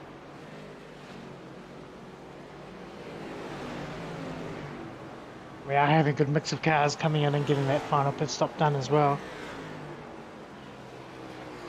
Pearson, Urquio, Wellman, Hideshite, Kobe Jordan, Shane Bowen, Jimmy Curvis, they've all taken their pit stop, final pit stop. Yeah, Darryl Hockey, I think he has, he's going to have to take one more stop, but he came in for being off strategy as Dyson pulls it in now, as Hockey comes in as well this time round, but he was trying a different strategy and it didn't quite pay off for him, unfortunately, but he had made some good positions there. It's Dyson, almost goes speeding into pit lane, but manages to slow it down in time, locking up those tyres as he no longer needs them. And this is going to mean Toby Stent is going to get the lead of the race, so he'll get that all-important bonus point and get a lap led for the race. He's going to try and stick it out there now and see what happens for him. So they've probably got about 10 more laps of fuel left in them, so they can probably go about 10 more laps here and keep it out. So if there is that late caution, they'll be sitting in a very, very positive spot. But we'll have to see how this one runs out, because you can see how much faster those fresh tyres are as Lachlan Urquio just goes sailing past Toby Stent here down the front straight. He's going to go flying through. Ryan Jones has decided to pull it in this time round, so in comes number 11. He's popping it into pit lane and seeing what happens for him. So it's only the only cars out there that have not yet stopped. Toby Stent and Ruben Phelps. Riley Curtis pulling in pit lane. Stent's in pit lane. Stephen Williams is also 50 laps onto the run as well. Yeah, Stevie Dub is keeping it out there. Ruben Phelps is pulling it in now as well. So this looks to be about the extent of the fuel range. Just as you see there, sorry, Stent got held up by Phil Otto, and yeah, so that's going to hurt him. He didn't get the run on the pit lane that he would have wanted, and then we can just see Dyson go past on the outside. Yeah, I think those cars will sail past quite quickly. He's going to lose position to Neil Pearson, Andrew Dyson quite handily here, just because he stayed out so long. Lachlan Urquio is also going to jump him as well. So even without that little bit of a balk on pit entry, he's lost a lot of positions just by sticking it out so long. But he's going to have fresher tyres to the end now, so he's going to have to try and take advantage of them. He'll have about a 20-second gap to make up on the leader, though. So he's got a lot of work to do. Neil Pearson is now leading the race. He's got a 1.4 second lead over Dyson, but he is on 6-lap older tyres. So Dyson is going to be eating into that gap relatively quickly. Yeah, we've seen the speed of Dyson tonight. I'd say he will end up catching Pearson. So it'll be another good battle between teammates up front. That's it. We've seen DPR doing so well this season that they have been the team to beat in this new era of ANZCAR Cup. And you've got to say, they've absolutely been nailing it recently, really doing a great job on the setups and the race pace as well. So just absolutely doing a fantastic job. Lachlan Oakley are doing a good job up in P3 at the moment. He is on slightly older tyres, but he's managed to really take advantage of those and get a big jump over the rest of the pack. So Toby Stent's really got to make up quite a bit of pace here to get to the back of Lachlan Urquio. He's got to make up about 4 seconds to get to the back of Urquio, about 3 seconds to get to the back of Gary Wellman. So Toby Stent's going to have to pass them on track, and we see it's not always the easiest place to pass here, so they could be sitting in a good position with 34 laps to go. Yeah, definitely. It's easy getting to the car, but as you said, Carl, getting past is another story, because those cars can be made a lot wider than what they are. Yeah, that will be one of the widest Mustangs you've ever seen of Gary Wellman, I am sure. Once Toby Stent gets up to the back of him, he'll be positioned in that car and has a slightly better position.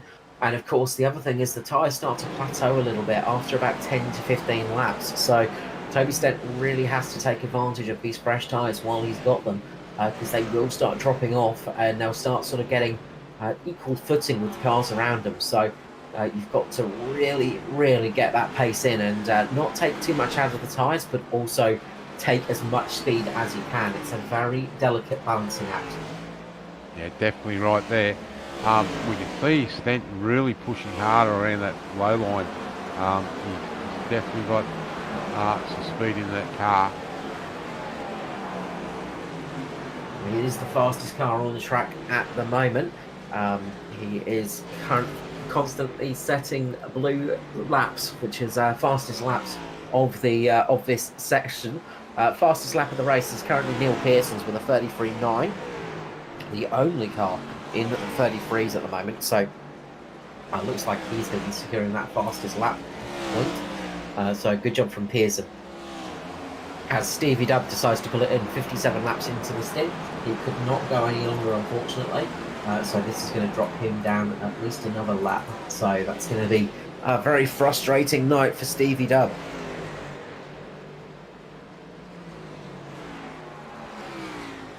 But 30 laps still to go, Carl. You know, all he needs is a caution, and he may be able to get back onto that lead lap. Well, that's it. You know, it's never over until that checkered flag flies. So you never give up, of course, but it's it just gets a little bit soul crushing when you've got a fast car, which Stevie Dubb has. When you've sort of been just dropped off a little bit of pace, unfortunately, through the race. And you sort of find yourself languishing a bit further down through no fault of your own. But his teammates are not languishing at the moment. They are racing for position. They are racing for the win of this race. It's between Pearson and Dyson, and they want to fight hard. Currently,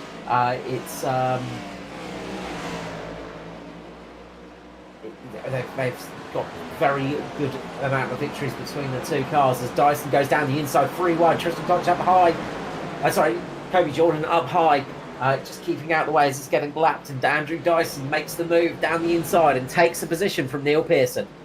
And as that was happening, Carl, right on the opposite side of the track, the exact same thing was happening between Stent and Wellman, and Stent has made that move on Gary Wellman now.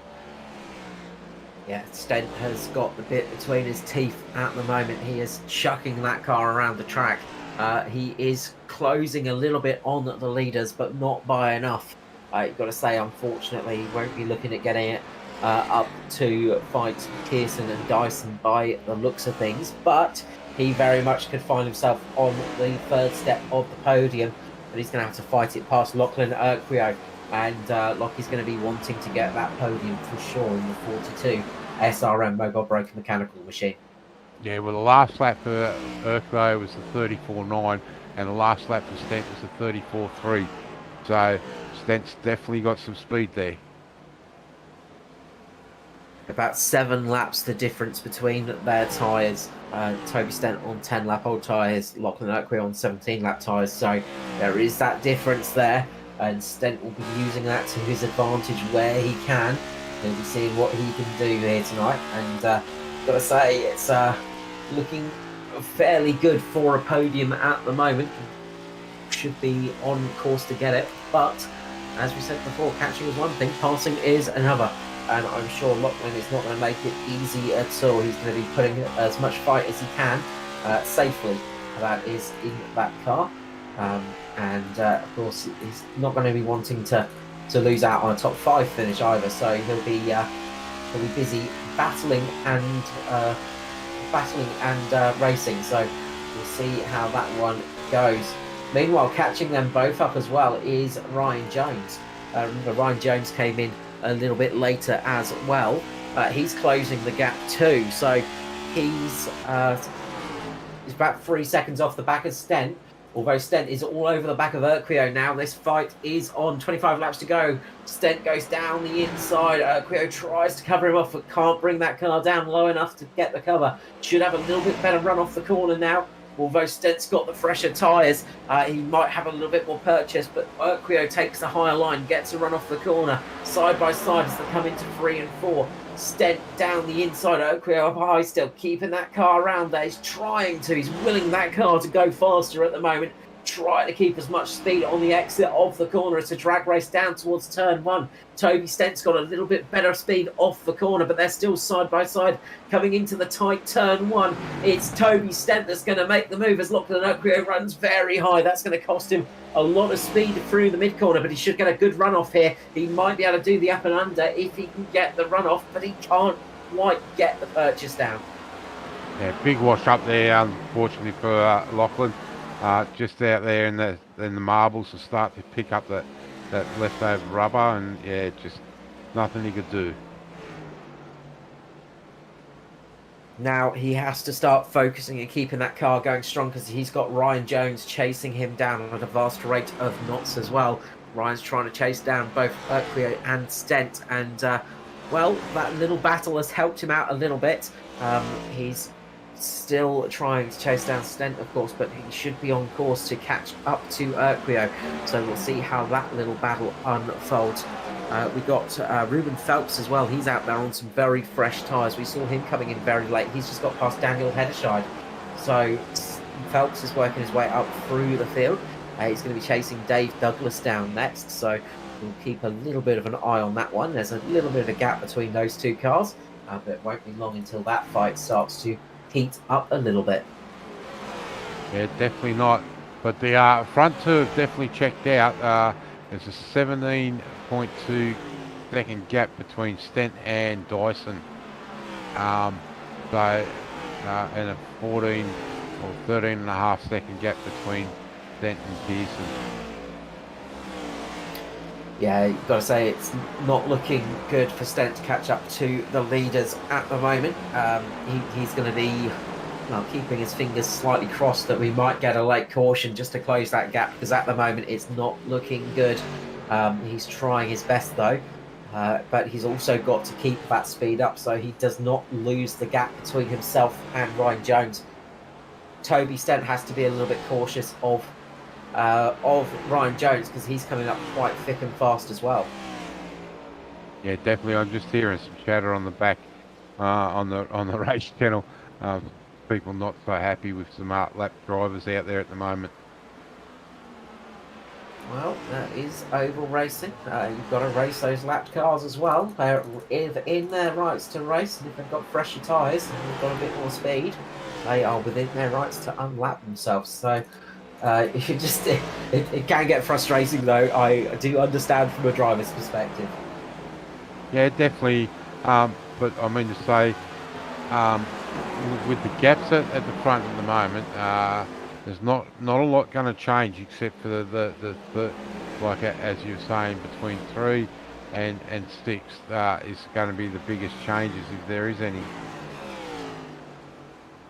Yeah, that's it. We've only got 9 cars on the lead lap at the moment. Daniel Henschel, the final car on the lead lap. So just the 9 of them now. So it's slowly going down, and cars are dropping back a little bit.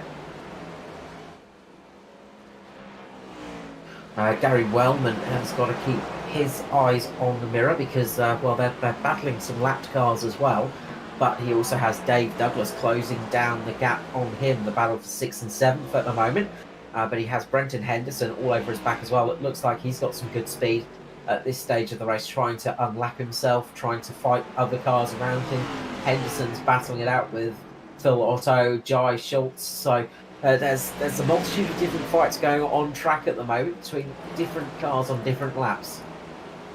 Yeah, unfortunately for Jai, tonight's a story of what could have been if he didn't get mixed up in that tangle there with in that one of those portions and cop all that damage. It's got to wonder where he would have been tonight. We do. Lachlan Uckware has Ryan Jones all over the back of him at the moment, though, and the battle for 4th is on. A little bit of rubbing there, really getting close to each other. Ryan Jones is trying to think how he wants to do this. Where is he going to make the move? He's looking to do it down into 3 and 4. He gets the inside line, gets a nice run into the corner. Going to just try and let the car wash up a little bit if he's got the room on the high side. He does. Just lets it weave out in front of Urquio and makes the move. And P4 from Ryan Jones. Lachlan Urquio dropping down to 5th. Lockie's had a good night. He would have liked to have got that podium, but unfortunately he's going to have to finish. I'd say for a top 5 finish, which the SRM boys will be pretty pleased with. Absolutely, and they could be seeing 2 of their cars inside the top 10 tonight, so that's never a bad night. Gary Wellman has lost a position to Dave Douglas as they have been fighting it out on track, and now Dave's going to be putting his head down for the last 16 laps, trying to close that 7-second gap to Urquio, see what he can do in the remainder of this race. We've currently only lost 4 cars from the race. Unfortunately, Norman Clark, Alexander Sheridan, Manny Ray and Josh Micklemore. Tristan Koch, the final car running, 4 laps down. Yeah, just going back to that SRM team. Unfortunately, as you said, we lost Matty Ray, the 4th SRM car, but it's still going to be a good result for SRM because they're going to have the 3 cars in the top 15 with Brendan Henderson in 14, 1 lap down, and his closest rival is Stephen Williams, but he's 2 laps down. So it is going to be end up being a pretty reasonable night for the SRM team. Yeah, Stevie W is closing in on Henderson though. Stevie W is right there behind Dyson at the moment, who's closing in on Brenton Henderson. So he's got to be a little bit cautious because that 14th spot is not secure, and he's got to really be on it for the next 13 laps to keep it in his pocket because we know that Stevie W is a absolute beast behind the wheel. He will be going for it at the moment, and he could be finding himself up inside the top 15 to Brenton Henderson's disadvantage. And actually, Stevie W is the fastest car on track at the moment. So, yeah, he is closing that gap relatively quickly. So we'll keep a half eye on that one as well.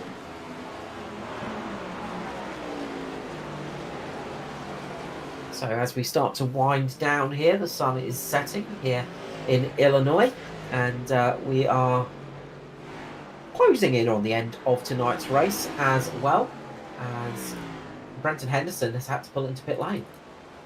Oh no. It looks like Brenton Henderson may have had an issue because he's pulled it into pit lane. He's had to jump out, unfortunately. So we've lost Brenton Henderson from the race. Mark, I'm going to blame your curse for that one.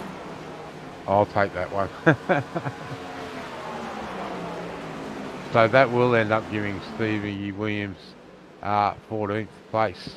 Although Kobe Jordan would be the next one that Stevie Dub's out to catch. Yeah, Kobe Jordan has got a fairly decent gap though, so I do not see that closing unless Kobe has a mistake. So he's pretty happy in P13. Daryl Hockey is going to get 15th position as it stands in his debut race. So coming along nicely, just 2 laps down. He's got Christopher Tomlin trying to chase him down at the moment. But fairly okay gap between those 2 cars, so it's not super close at the moment. There's no real nose to tail battles at the moment. Ryan Jones is trying his best to close in on Toby Stent. That's one of the closer battles on track at the moment. Riley Curtis and Shane Bowen. Shane Bowen, yeah. 10th and 11th. So that's probably the closest one, I'd say. They're right on each other.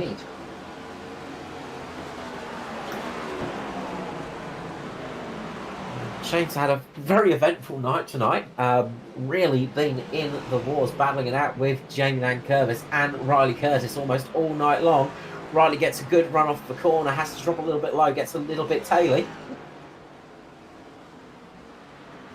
He's got the nice drag strip run, then been able to make the inside move through 1 and 2. So that's a nice spot for Riley Curtis, but it's not over yet. Bowen's fighting back hard, but he's just not been able to hold on to the rear end of that car. Yeah, he's trying to fight back for that 10th position, but can't quite make it work at the moment. But a valiant effort indeed.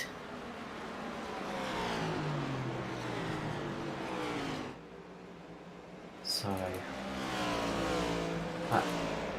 still our closest battle on track at the moment. Jamie Nankervis is trying to close that gap down, but he's a fair few car lengths away at the moment. And then Kobe Jordan sort of sitting in sort of no man's land at the moment as well. So there's a fair few big gaps now, as we've had a lot of laps under green flag racing, and we've seen the green flag pit stops shake off as well, as we often see with green flag stops. The larger gaps start to appear. Yeah, definitely. Just checking that gap there between Lachlan and Dave Douglas, that hasn't closed up at all. So if Lachlan can keep just going straight forward and not get mixed up with any lap cars, he'll secure 5th place, I'd say.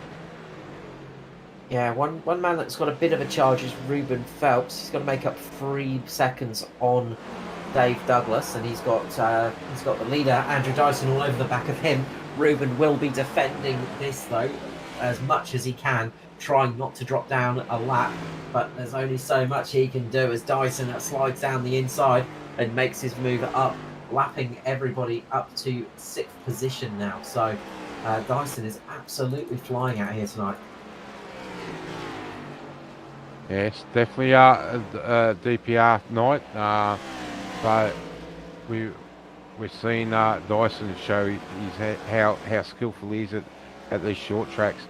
I'm just wondering if he did say sometime today that he doesn't like the track, because every time he says that, he seems to go out and absolutely blitz the field. It does tend to be a habit of his. It's I'm not very good here, and then all of a sudden it switches on. But he is very good at these short tracks. It tends to favour a little bit of the road racing style, of course, because it's basically like 2 very, very fast corners where you have to have that braking and precision accelerator positioning, and that is where Dyson tends to excel. Just able to keep those pedals in exactly the right spot, and he's doing it again tonight as the sun sets here at Gateway Worldwide Technology Raceway here in Illinois. It's definitely something we can ask him post race, whether he does like this place or not. Well, as long as nothing happens, I mean, there's still 3 laps to go. You never know in racing, but yeah, it's looking pretty secure at the moment. I've got to say, there's not many big battles going on the track at the moment. Everybody's fairly spaced out, so there's not really that blaring chance of a caution coming out. You've got to say. If he gets taken out, I'm running. 2 laps remaining here, and it is very quickly coming to the end. Shane Bowen and Jamie Nankervis are almost back within touching distance. Jamie has closed that gap a little bit, about a second now between those 2 cars. So Jamie is trying his best to get right onto the back of Bowen and see if he can make that move in the closing stages of the race, but he has only got 1 lap to do it, as the white flag is going to show to Andrew Dyson here, and we are about to we've not got much of a lap to go as Dyson comes flying through the field as he's coming up to... Sorry, my timing screen's just flicking all over the place. There we go. Coming up to the back straight here and coming to take victory in the ANZCAR Cup for tonight for Gateway Worldwide Technology Raceway. And it is Andrew Dyson that takes victory here tonight, with Neil Pearson bringing it home in 2nd position as they come across the line slowly but surely. Toby Stent will bring it home in 3rd position. Ryan Jones will come home in 4th. And 5th will be Lachlan Urquio. And Dave Douglas should bring it home in 6th.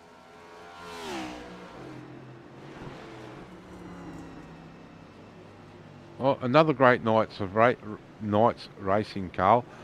Again, we've seen a very dominant performance from DPR. I've got to ask: is there anyone out there that can get to these guys on these short tracks and the road courses? I think the short tracks and road courses are going to be very difficult to get that victory over them on. They seem to be extremely good here. We've seen Toby Stent taking the fight to them, but again, just falling a little bit short here. But on some of the larger tracks, we've seen the Atari cars getting a bit better pace on them. So it's not going to be all clean sailing, and we'll have to see how this one runs out. But yeah, at the moment, they have been extremely dominant on the short tracks.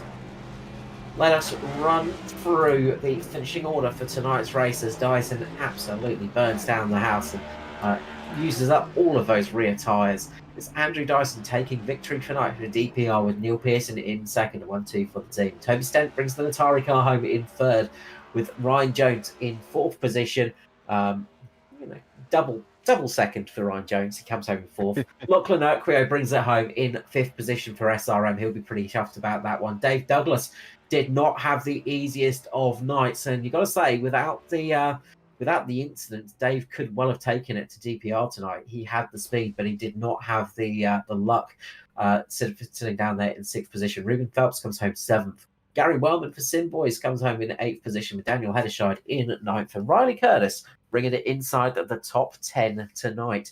As we roll over the pages, Shane Bowen bringing it home in 11th, James Nankervis 12th, Kobe Jordan in 13th position, with Stevie Dubb in 14th. Darryl Hockey comes home 15th on debut. Christopher Tomlin 16th, Jai Schultz 17th, Phil Otto 18th. Brad Fenley is going to be chuffed with a P19 tonight, and Tristan Cox comes home in 20th. Brenton Henderson 21st, Norman Clark 22nd, Alexander Sheridan brings it home 23rd, Maddie Ray 24th, and Josh Mickelmore 25th. And I might leave the interviews up to you tonight, Mark, if that's okay. If you have to.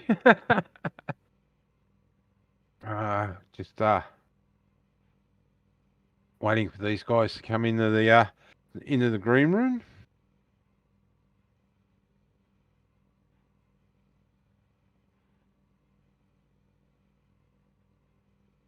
So Matt, we So sorry, mate. We're just waiting for the drivers to come into the green room. Yeah, we're just waiting for the drivers to come in. But we might cover off next week. Next week we see a little bit of a different track for the guys. We go to Sonoma for 45 laps. Um, so again, we've got to look out for the DPR cars. I think of Pearson and Dyson would have to be the favourites going into Sonoma next week. Indeed, yeah. Dyson would certainly start as the favourite. And then, yeah, Pearson would certainly be up there as well. And Daniel should be up there as well. And I think Toby might go right as well.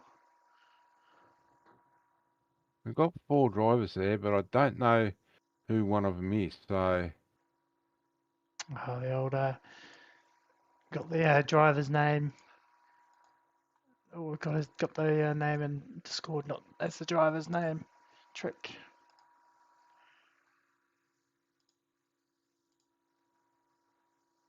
so Yeah, Toblerone. Yep, we'll grab Toblerone. Mark, that's Toby's stint. all right. Sorry, Toby. We weren't sure on who you were down there because different name. But congratulations, mate, on third place. Not the night that you were looking for, obviously.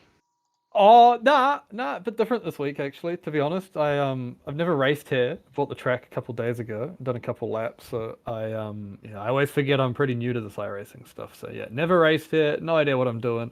So just going as good as I could, and obviously Daiso, this is almost like a road track, right? Like so, I knew Daiso and Pearson would be the fastest, and yeah, just sort of played around with the setup through the race, made it better at one stage, made it worse again. So I'm just learning, and it was all good. It was good fun. So just not my favorite kind of track, and just don't really know what I'm doing on these flat ovals. So it's just all a learning sort of thing for me still. So we'll figure it out.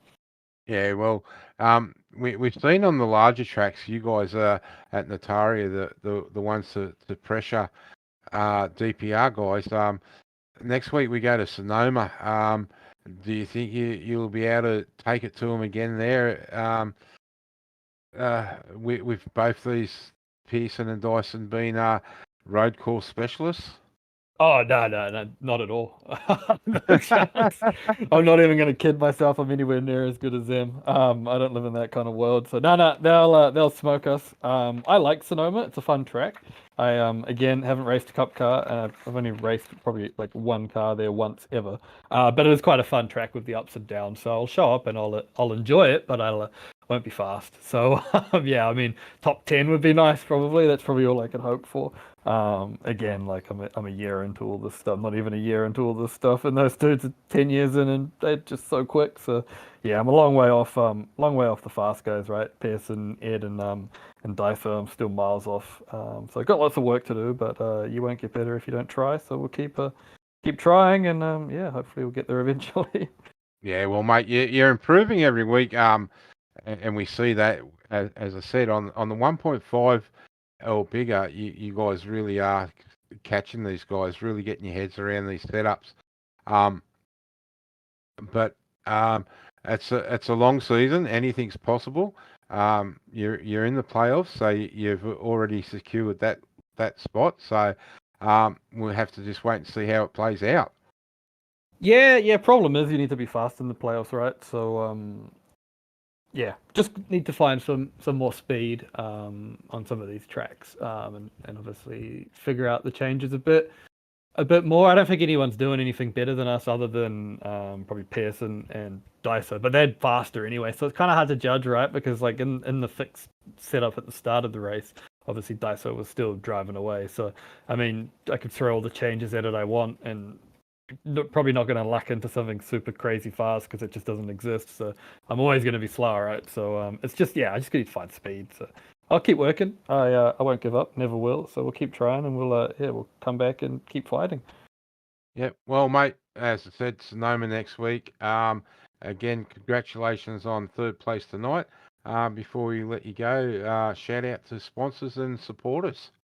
Yep, thank you. Shout out to obviously the Natari guys, Fully Flawed, Turbo Alpha Japan, and Growth Odyssey. Those are our lovely sponsors, and they come along for the ride every week. All right, mate. Well, thanks for your time tonight, and we'll see you next week at Sonoma. Yep, you will do. Looking forward to it. All right, mate. Thanks very much. Thank you. See you guys. All right. When I can get my mouse to work proper, we'll pull up Mr. Neil Pearson. Neil, welcome to the booth and congratulations. Second place tonight, mate. Thank you very much.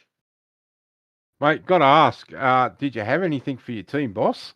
He seemed to, you seemed to have him there for a little while, and he'd catch you, and he just seemed to be able to sail past you. Yeah, I made some changes at the last stop, and the car was just too loose. And I think the stop before, I took a little bit less fuel just to see, try even out the stints on fuel. And I think I just had too much fuel in the final stint as well. So it was just, better. I had nothing in that last stint. I was just too loose.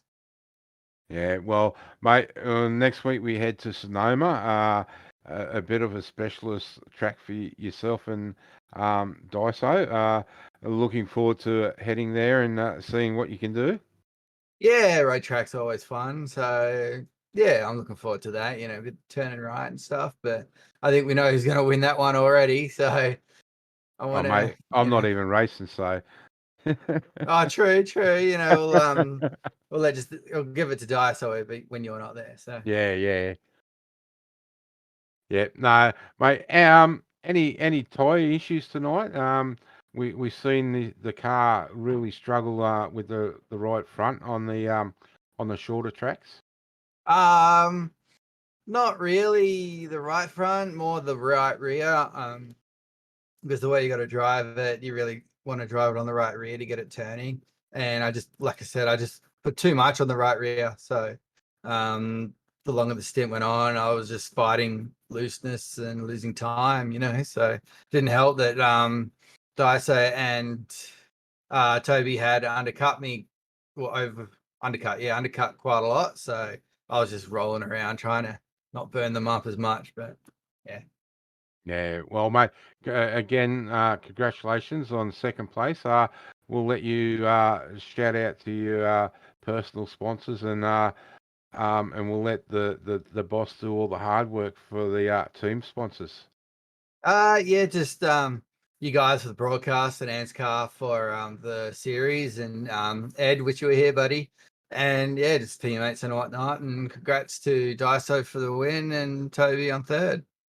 Yeah, no worries, mate. Well, thanks very much for your time tonight, and we look forward to seeing you at Sonoma next week to see what you can do. Yeah, I hope it'll be fun. All right, mate. Thanks for your time tonight. No worries, buddy. You guys have a great one. You too, mate. Thank you. Well, we'll bring up now round 15 race winner, Mr. Andrew Dyson from DPR. Mate, welcome to the booth and congratulations on a great race win. Hey, Mark. Thanks, man. Mate, it's got to be said that it was a very dominant race win tonight. You just seem to have the knack to drive away on these shorter, odd-shaped tracks.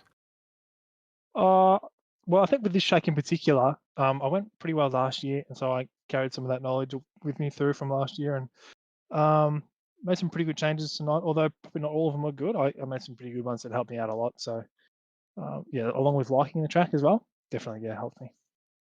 No, I was waiting for you to say you don't like the track because No. we were saying through the broadcast every time you seem to say I don't like this track, you seem to really dominate. But yeah, it's just been a very dominant drive tonight. We seen Toby hang with you early in the race, but he made some changes that didn't quite work. Your teammate Pearson made some changes, and he said that he seemed to be carrying too much fuel in that last stint. Yeah, what can you say? But a great drive. Yeah, well, I suppose with the case for the other guys, I suppose those things kind of fell in my favour, and I was just able to keep doing what I was doing. Plus, I kind of got the tyre pressures just right for that last run. So, as well as with those guys probably not getting it quite right, I felt like I had it pretty good. So, I think that's helped me out a fair bit. Yeah, definitely. Well, mate, Sonoma next week. A track that you like or dislike? It's all right. Last year I didn't do too good. I had the Rona last year. Hope you don't get demonetized for that. Actually, you're not monetized anyway, are we? But yeah, I had I was sick last year for that race and didn't do too well. Actually, I was going all right, all things considered. But then I got a drive through and it was just fatigue just ruined me. So Yeah, hopefully I can do better this time around. yeah, definitely. Well, mate, it's been a dominant race for you, for you tonight. Um, Before we let you go, you shout out. We're going to make you do all the hard work with the team sponsors.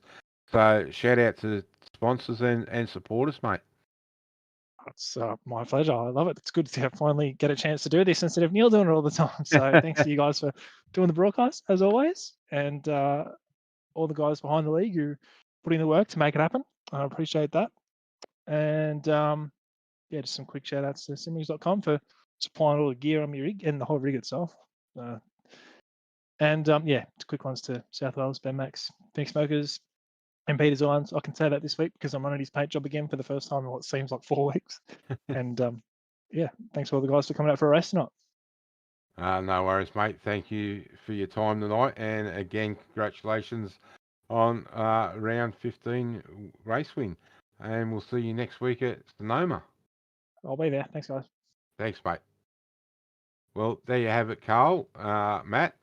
Some happy drivers, some not so happy drivers. Some guys still learning the setups. But I mean to say, we've seen in the past weeks Nataru been able to take it to these DPR cars on the 1.5 or bigger tracks.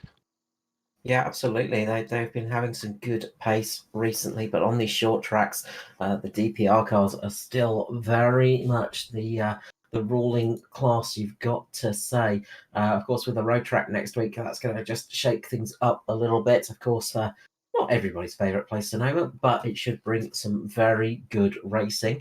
So we'll be interested to see how that one goes. Of course, we have some more action for you coming up this week on Performance E-Streaming. We're heading off to Texas for the Australasian Supercar E-Series. Yes, it's the V8s on the ovals, and they're going to be banging their way around Texas Motor Speedway. And Saturday night, Mark, over on Checkered Flag E-Streaming, we've got Richmond, 196 laps around Richmond. So another nice little tight bull ring for the boys over there at Weekend Warriors. Absolutely. So we look forward to that one. We hope you can join us over on Checkered Flag E-Streaming for that. And of course, back here on Performance E-Streaming on Sunday night for the Australasian Supercar E-Series. But for tonight, we will hang up our headphones and tap off our microphones, and we will wish you all a very good night from Gateway. From myself, Carl Wilkinson, with you, Mr. Mark Johansson, of course, Mr. Matty Hunter. We wish you a good evening and see you again soon. Good night.